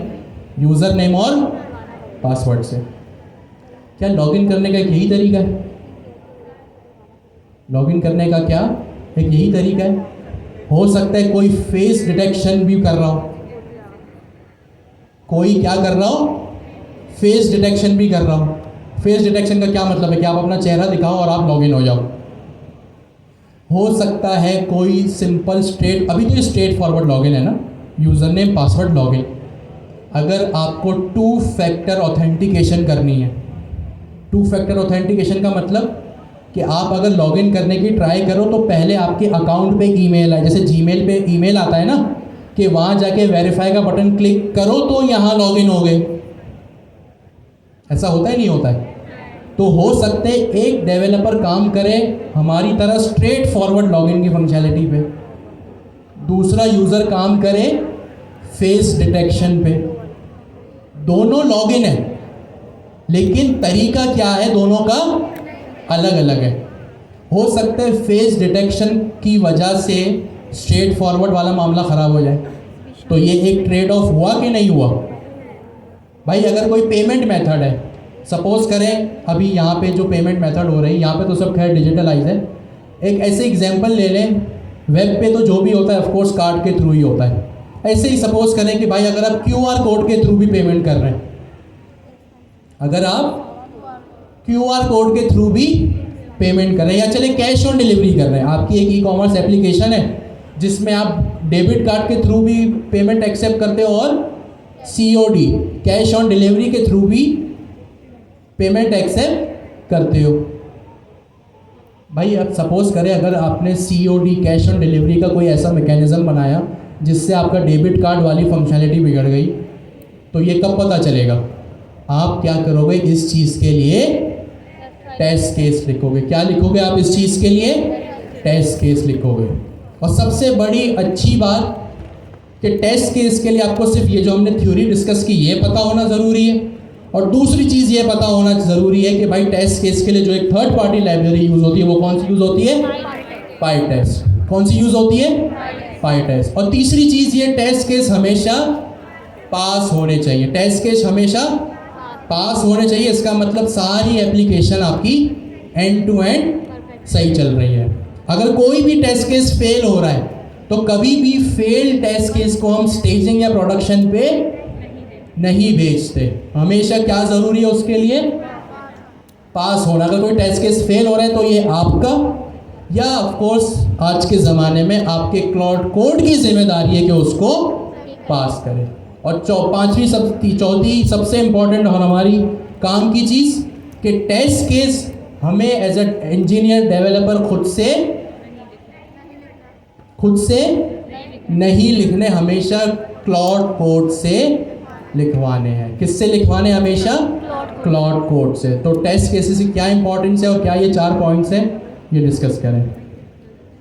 Every time test cases will be written through coding agent. मैं यहाँ क्लाउड कोड नहीं लिख रहा, अब ये क्वाइन भी लिख देगा, जेमिनी CLI भी लिख देगा। एक चीज़ आपने नोट की होगी, अपने हैकाथॉन्स में जाके टेस्ट करें।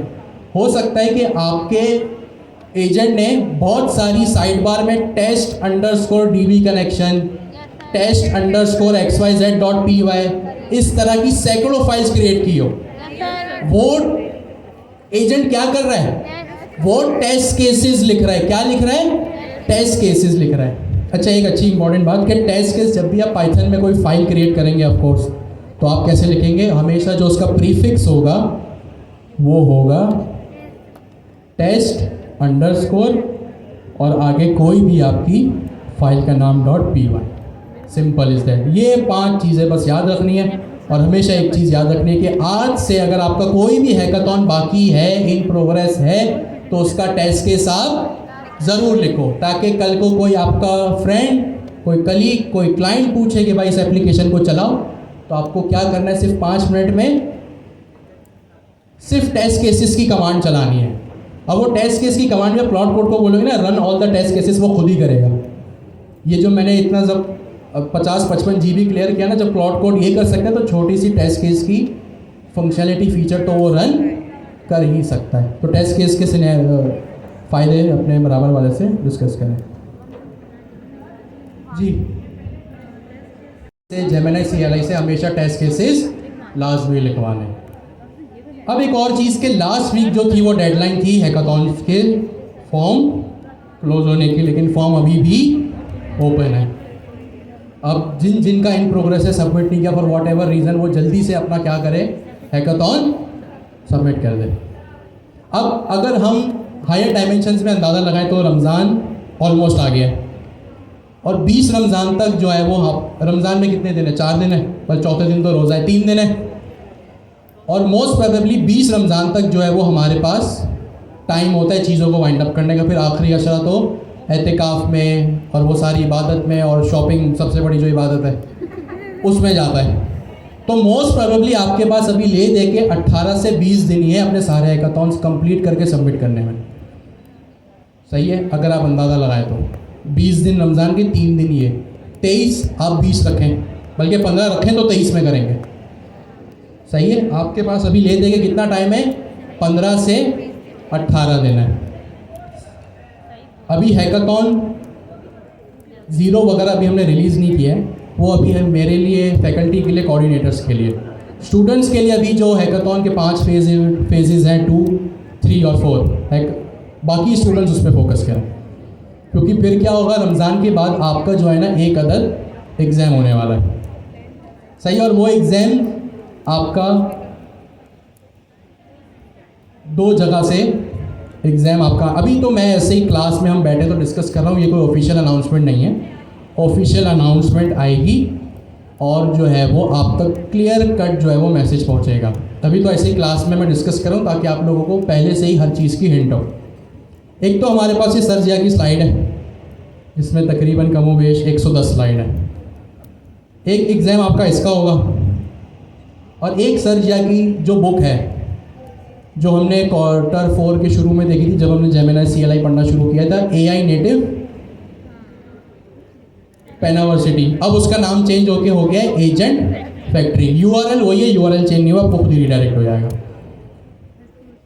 इसमें जब आप स्टार्ट रीडिंग करेंगे ना, तो रमज़ान के बाद मोस्ट प्रोबेबली पार्ट 1 का आपका टेस्ट होगा, जिसमें शुरू के 3 चैप्टर, अब ये मुझे कंफर्म नहीं है, मैं तो अभी जो मेरे पास नॉलेज है वो मैं आपको दे रहा हूँ। जो भी मैं फिर कह रहा हूँ, कोई कंफ्यूज नहीं होना, आप तक ऑफिशियल अनाउंसमेंट पहुँचेगी। वरना व्हाट्सएप ग्रुप में मैं हूँ, पहले से प्रिपरेशन और चीज़ों का आइडिया करने के लिए मैं आपको ऑलरेडी इन्फॉर्मेशन दे दूँगा। अभी जो आपने करंट ध्यान रखना है और जो करंट फोकस रखना है वो अपने हैकाथॉन्स के कंप्लीशन और सबमिशन पे रखना है, क्योंकि आपके पास 15 या 18 दिन ही है, जिसमें ऑफ कोर्स दिन में आप रोज़े में होंगे तो रोज़े में वैसे एनर्जी लेवल डाउन होता है, लेकिन खैर क्या करें, काम तो करना ही है। सही है। फिर आपका टेस्ट होगा पार्ट 1 से। पार्ट 1 से आपका जो है वो टेस्ट हो, या काफ़ी सारे पार्ट्स हैं, पार्ट 1 2 3 4 8 9 बहुत सारे हैं। आपका जो टेस्ट होगा वो किससे होगा, सिर्फ पार्ट 1 से। और पार्ट 1 में जो है वो 6 चैप्टर है। कितने चैप्टर हैं, 6। तो ये 2 चीज़ें मैंने आपको बता दी है, मैं इसको मजीद कंफर्मेशन के साथ व्हाट्सएप ग्रुप में आप लोगों को बता दूंगा। फिलहाल के लिए आपका फोकस क्या होना चाहिए, हैकाथॉन की कंप्लीशन और सबमिशन। फिर टेस्ट केस, अभी टेस्ट होने वाला है, ये मैंने आपको ऑलरेडी बता दिया। फिर कोई ये ना कहे कि भाई हमें सरप्राइज़ मिल गया, तो मैंने आपको ऑलरेडी बता दिया। ठीक है, तो ये 2 चीज़ें आपके साथ होने वाली, एक तो ऑलरेडी आपको हैकाथॉन्स मिल चुके हैं। ठीक है, अपनी आज की क्लास को यहीं तक रखते हैं। थैंक यू सो मच, अल्लाह हाफिज़। जो पढ़ा वो लाजमी लिंक्डइन और फेसबुक और ट्विटर पे पोस्ट कीजिएगा जी।